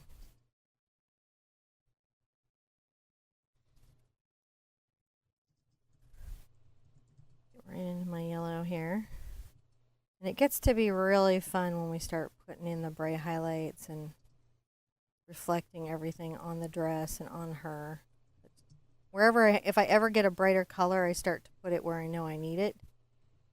Because it just adds to the layering, right? So we've got the yellow dress blocked in. Now we've got some stuff with the feet. Right? And I'm going to get into my little brush for the stuff with the feet. And I'm going to pull a little of my black out. Maybe put even a little blue into it. And if you need, it's a good time to, if you have zinc, put it out. Because it'll help you with the black legs and the black umbrella. If you don't have it, just work it out with titanium white. I'm taking a little of my blue and a little of my black. And I'm going to very carefully start to paint in this leg. My brush got thick, so I just wiped off and I'm reloading. If you get there and you're like, your stroke is significantly bigger than you expected, it's so much work to trim a line. Just take the chance and just offload and reload. Right? That's what you want to do. You want to offload and reload. So I'm just painting this in. So coming from her dress, that would be the thickest part of her leg, and it's tapering down into her ankle, which is quite slender. And then we have a heel. And the only way we see the heel at all is the reflection. So I like to make sure that I've got the stroke in. Right? And I'm just, I'm just edging. And I just need to get the shape in. But once I have those things,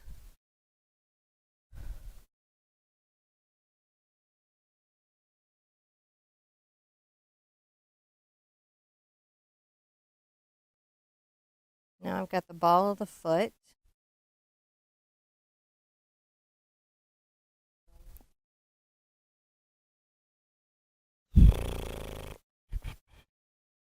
She's going to be about a total of 14 centimeters and a little under 5.5 inches.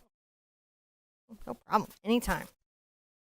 So, like I said, my blue and my zinc are going to be my friend. I've loaded up with a little blue and some zinc. And I'm going to take this time to make sure that this leg has a little bit, a smidge of some highlighting to it. So back here at the calf, I'm going to highlight this a touch. And this is going to do a couple of things. This is going to allow this leg to stand out from the leg in front of it, which you're going to need some glazing medium. And it's going to give some shape. So a lot of times in the rain paintings, you would get really abstract, which I love. Oops, sorry. My mic was off when I asked that question. Oh, okay. I was sorry about that. Oh. They didn't hear me ask. They're like, all of a sudden, you're like, oh, yeah, I can do that. Now, right here to the outer edge, I'm going to take a little of my zinc, and I'm going to put a slightly stronger reflection right here. Can you see that? Yeah. That slightly stronger reflection is going to talk about the shape of her leg as much as anything else. I'm pulling a shadow down here. Now I'm also, right?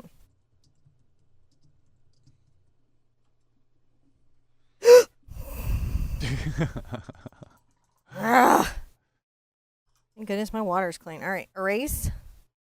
My brush is wet. And what I'm doing is I'm just rubbing here and wiping off. See that? Yeah. If my paint is dry, I can do this type of erase. I'm still painting her dress, so it's even okay if it has a black smudge on it. Oh, that was nerve-wracking. Didn't love that. Wasn't my favorite. Okay. So I'm going to put a little more zinc onto my brush. And I'm going to come back here. And I'm going to hold my canvas firmly. And I'm going to just highlight the outside of what is the heel of her shoe. See me making this small circle? Then I'm going to come and pull a straight line down. Look at that. Yeah. Straight line down. And then all of a sudden there's a shoe there. I'm going to come to the outside edge. Also. You can even kind of do the outside edge here a little bit. Once you have that, go ahead and get some pure titanium white. And if you need to, get your fluid. Add a high highlight there. One down the heel. One to the outside. Can you see that shoe now? Yeah. Front leg. 2 ways to do it. One, you can tuck it in where you don't see it. And the other one is you can kick it out forward where she's in mid-step.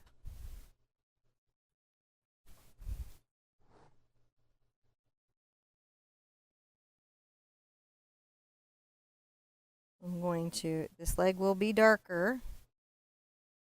Let me take a couple of coats. So see, this could be tucked out or it can be kicked ahead. You're going to kick it ahead. it needs to come out like this.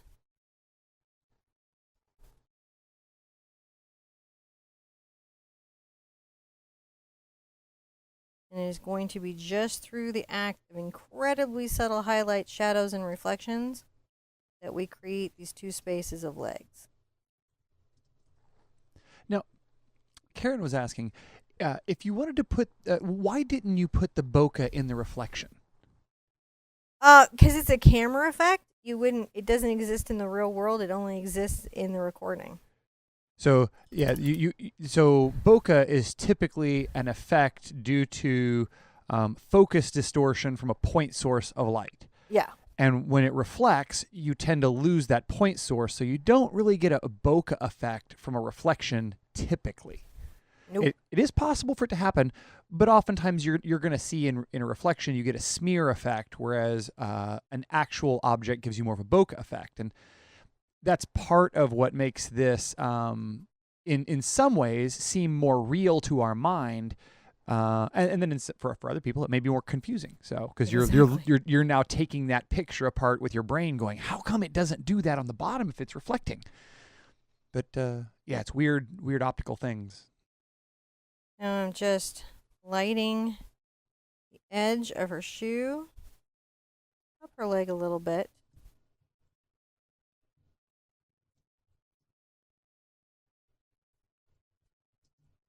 And I will do a bright highlight.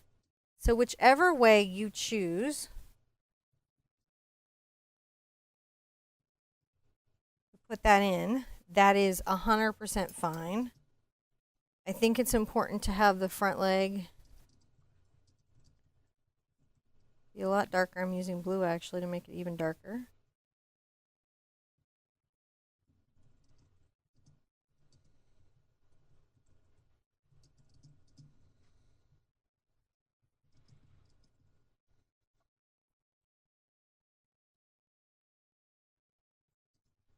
All right, now a little bit of the zinc. So some work, but not impossible. I'm going to come just on the inside leg. Kick back here with a fine light. Now you can see both of them.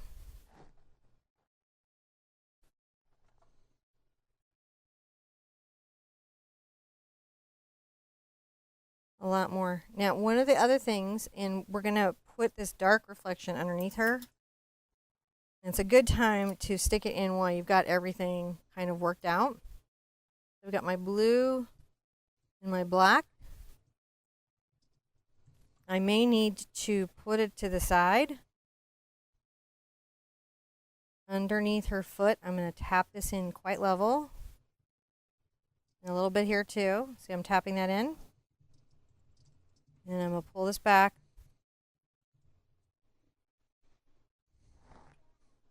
And a little bit back here. Now there's a little trick I'm going to do on her reflection, where I'm going to take a little bit of my zinc white at first.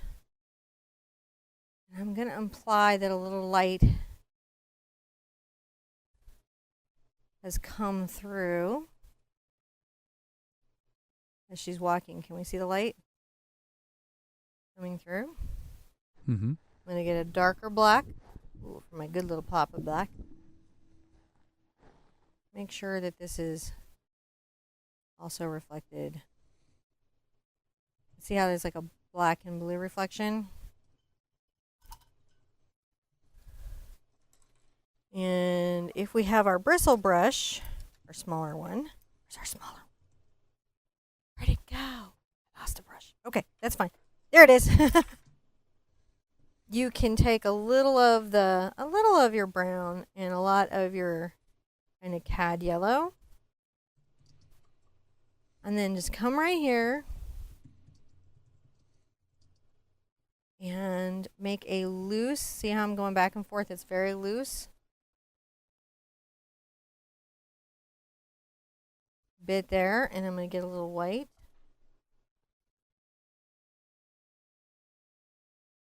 make sure that some of this is light. And that's going to put her in the street. She should reflect in the street in some way. Yep. Yep. I'm going to put a little cat highlight there just to make sure there's a bright pop somewhere. Okay, there we go.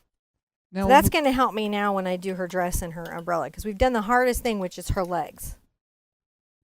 Now, when you're painting this kind of painting, you're really this is an abstract painting. Is that This right? painting is abstracted. Abstracted. So there's non-objective abstract art, of which nothing in the painting should objectively resemble anything else. In that non-objective category, there's a whole lot of subcategories. So yeah. But of course, once the abstract artist hit, the objective artists were like, what can I abstract? And this kind of goes back to the Impressionists who did this a little bit too.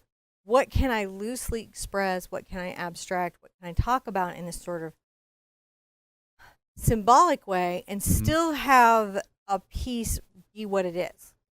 And you're abstracted.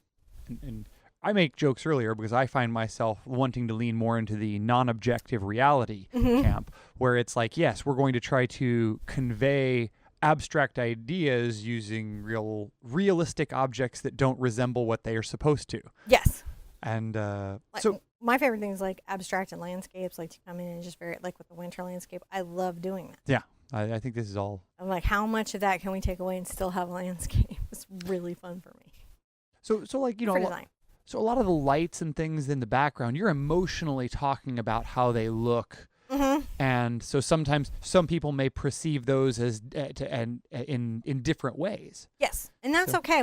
If you do a piece and you've abstracted anything, you've left room for people to come in and view it and interject their own experience into it.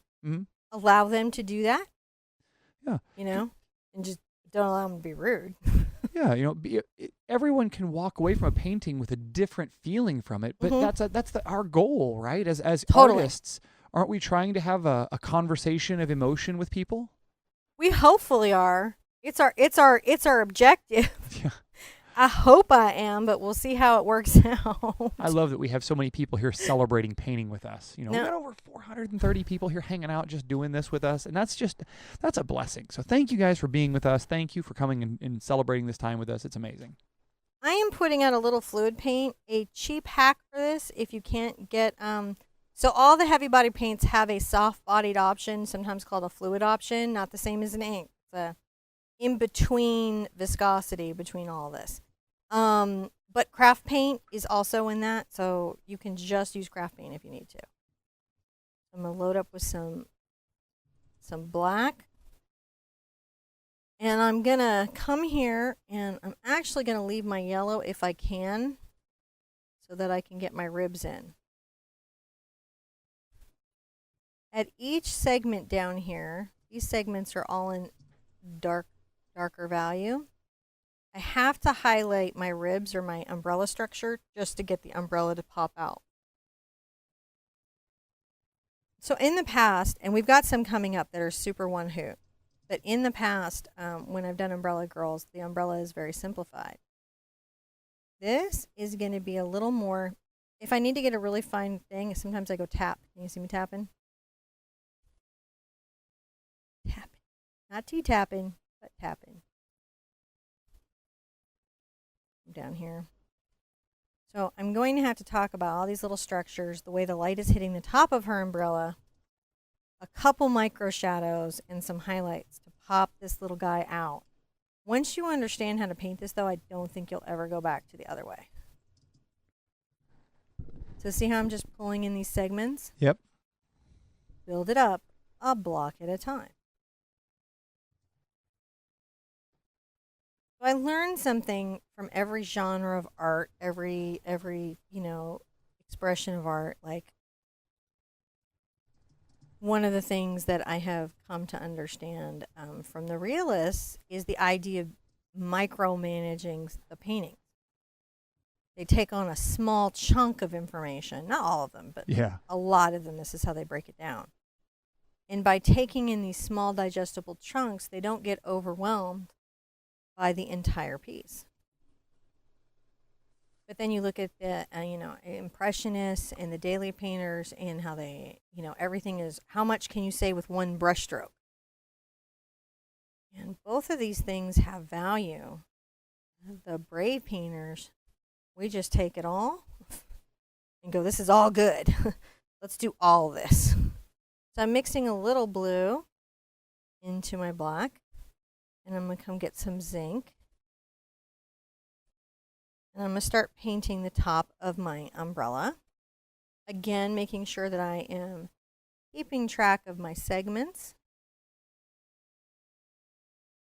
like an orange. Painting that in.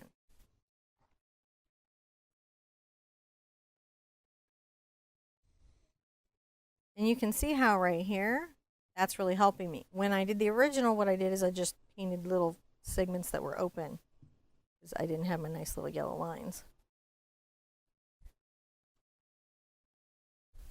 So I'm just coming here. Tap, tap, tap, tap, tap, tap, tap, tap.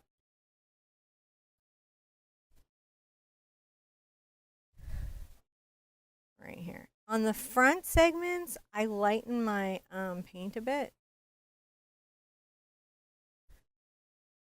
So I'm going to get a lot more of my zinc white. You can do your titanium white.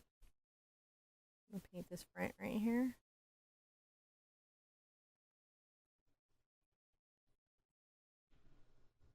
Another little segment. Another little segment.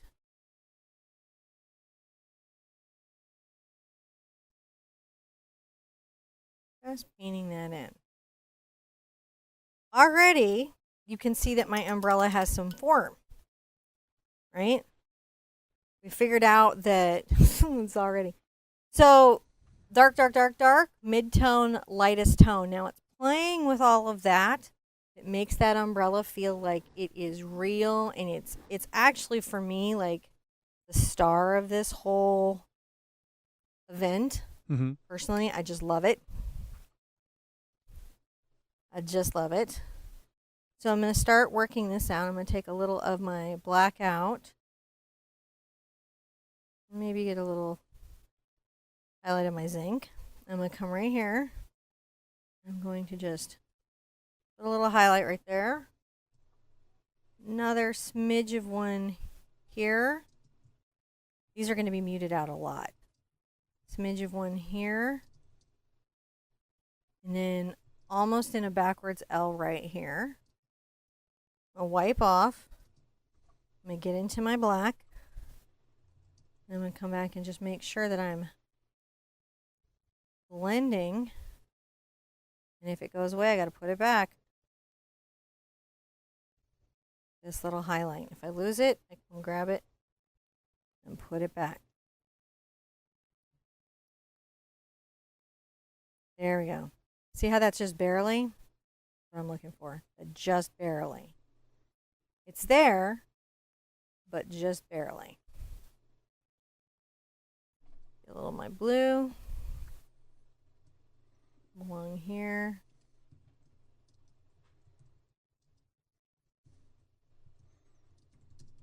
And if I need to switch down to a smaller tool, I will. I'm just deepening some of these values. Now, I put out my black fluid, and this is an interesting little beast. I'm going to load up. And I'm going to come here on the inside of the rib. I'm going to tap some of that out. I'm going to come here and tap some of this out. Just on the inside, it's my black fluid paint. Here I might come and hit both sides of this on the inside. And then I'm going to come underneath here, under this.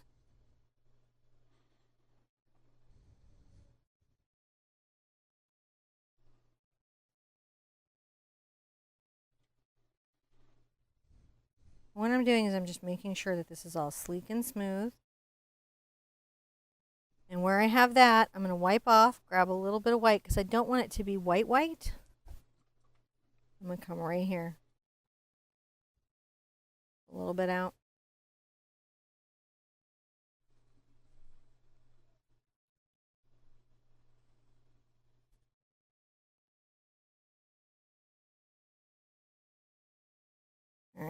If it gets too thick on you, don't worry. Wipe off. You come right back.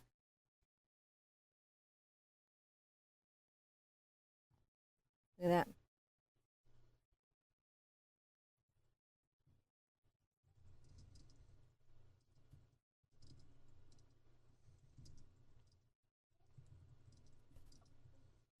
Now we have this nice little umbrella. Looking pretty good. I'm going to get some zinc. I'm going to come highlight just a little bit on these ribs. I also like to take a little of this fine black. I'm going to come up the top here and kind of work this in.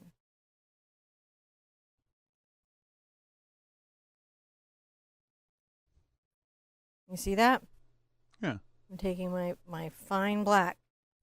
So can you accomplish this with different tools? You can. If that's too thick, you wipe off your brush and thin out that line. And this is what this is about, is just getting control. Now I'm going to do a dark line at the front to help this be in contrast to the background. We can see that. Once I have that in, I'm going to get some of my zinc. I can even smidge it with just a little of the yellow, and my black is on my brush, and I'm going to come to the front. I'm going to highlight this.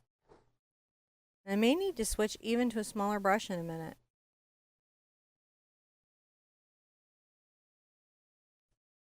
And then a little bit on just this side.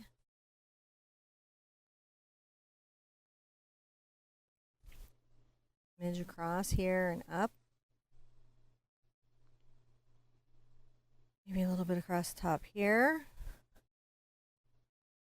A little bit here. And we're just starting to work that out. I'm going to get a little of my white. Center of the umbrella, I like to just make a little bit white. And it is okay to take a smidge, a hair, a little bit of your white, your fluid white, whatever white you want. And come along the back here. I like to just tap a little bit of that. Sort of show the reflections that come along the front.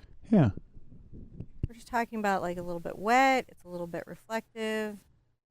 I like how the panels have different colors and the different tones. Yeah. Is that right? Tones? Oh. Or shades? Shades. Shades. Okay. Man. Yeah. See? And if I have a little boo-boo, I can come along with my white paint and do anything I need to about it. Too much. And if I ever have too much, I just go back. See? All right, how are we doing? Feel like we're doing pretty good here. Yeah. We have a nice little umbrella. Let's see how she looks big. Oh, see? She's got lots and lots of personality.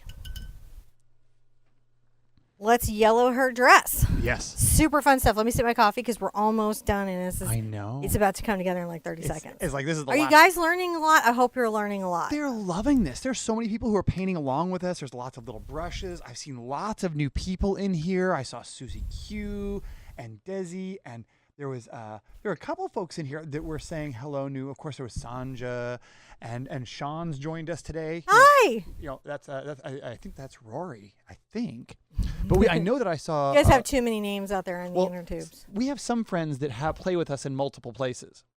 So like if you're in the SCA, you might have a couple of names you go by. If you're a gamer and you're in WoW, you may have a couple names you go by. You do a lot of painting with the Sherpa and you're on all the social media. You might Yeah. have different names you go by. I love when Yeah. people are like, I'm this on Instagram and this on Facebook and this on Twitter, but on YouTube I'm this. Yep. And then they ask the question. I'm like, okay, I got it. Because obviously we get to know you guys, because if you're painting with us and you're sharing artwork with us and we're seeing you on social media, we're gonna get to know you. Yeah. It's just one of those weird hoinky dinks. Mm-hmm. Okay, I'm loving everything so far. Putting on my can see it glasses. You can see it. I can see.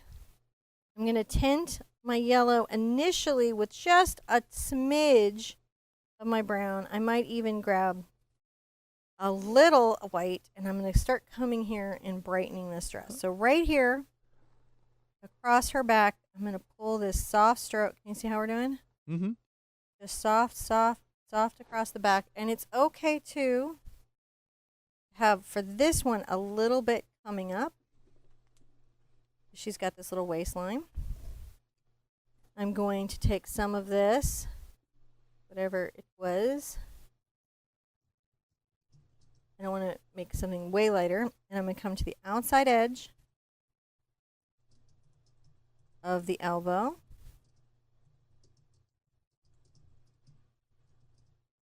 I'm going to come this far side as well.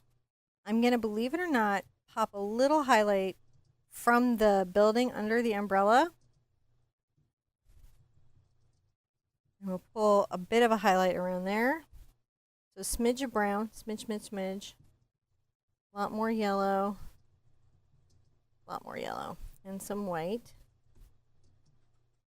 So I'm going to come here. I'm going to pull up very softly some folds of a dress, right?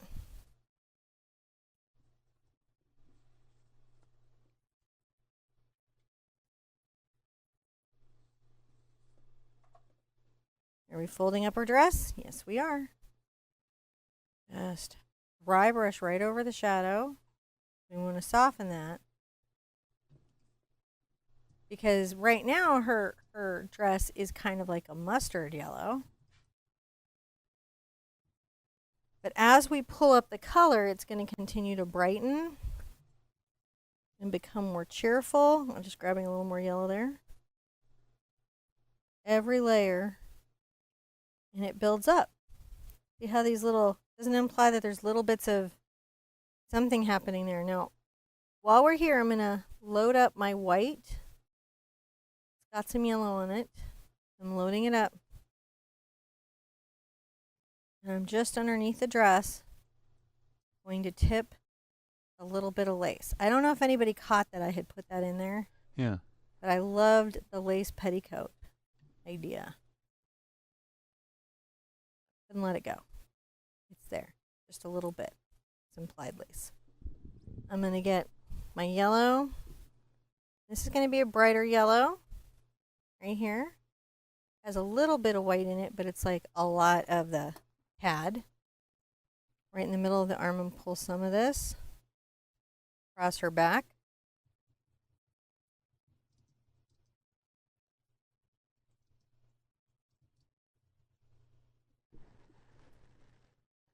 Outside edge.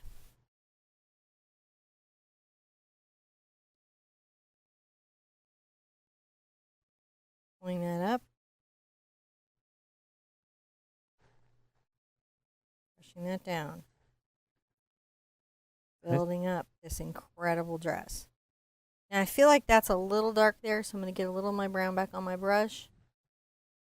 Some more yellow. And just dry brush this. So I want it to be in shadow, but I don't want it to be brown. If that makes sense. Get a little more of my... Boy, our community is excited today. A lot of them have people in the studio with them that they brought in to paint with them or watch with them. Oh, really? Uh-huh. Yeah, Julie's got her friend. She was just saying here in chat. Let me scroll back up. She's got her friend in here in chat with her. I'm over here. Oh, there you are. The new switching system. Everything's been broken, so like until we do the new thing, John's got some stuff happening in the back. But she's got Dolores in the studio with her, teaching her how to paint. I think Tina was painting.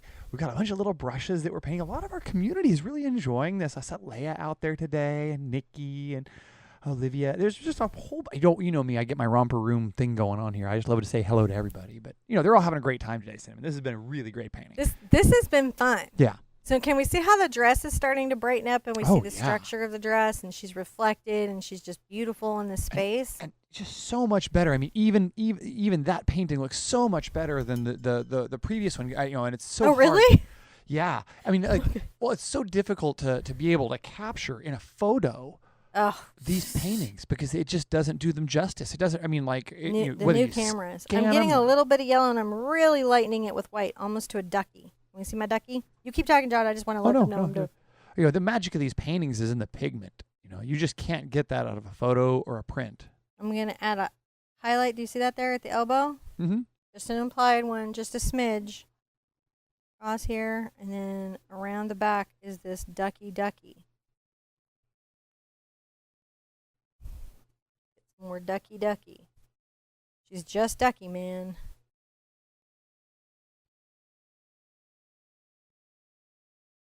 And then out, down into a fold. Wonder if, there we go, down into a fold.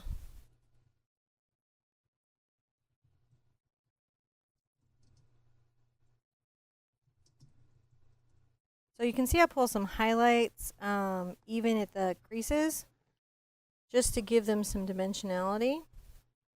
Let's put a little highlight right here.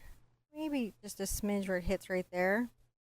And you may want to wipe off and grab just some pure CAD, not a lot, just some pure CAD, and tap some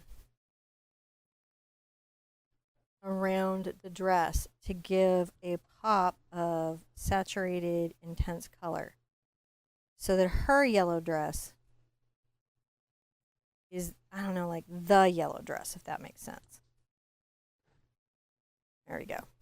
Is she popping yet? She's popping. Camera can't even see her. All right. Oh yeah. Camera's like. You see it there. You can see. I got it closed up on. You can really see she popped. Now I'm going to get into my fluid black. I'm privileged enough to have it out. It's going to help me do a fine line here. And I'm going to come here and I'm going to tap a little belt.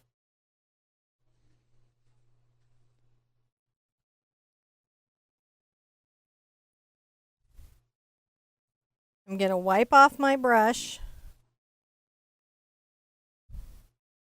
Put a little black and my yellow together. And just tap right here. A little bit of a shadow if I need to. If you don't need it, don't do it.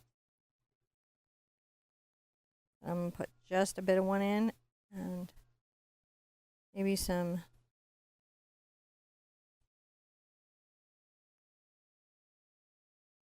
little pleats.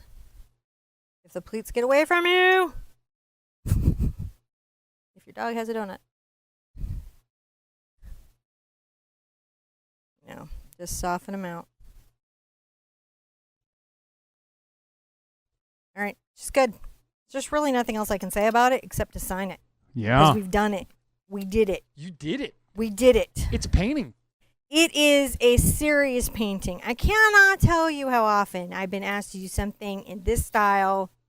No, it's not palette knives, but I mean, just this is the deal here, right? This is the one that you see in the gallery. So if this is one that you have wanted in your life, This is great. now you know how to make it happen. I'm going to get a little, what am I going to sign with? Blue? Prussian. Prussian. Let's get some Prussian on there. So I've got my fluid paint and I'm tipping it with a little bit of Prussian because I want to put my signature on here, but I don't want it to, I worked really hard to get here, so I don't want to damage the painting. So I'm going to use like colors that are in the painting that make the signature seem a little reflective of the world around it.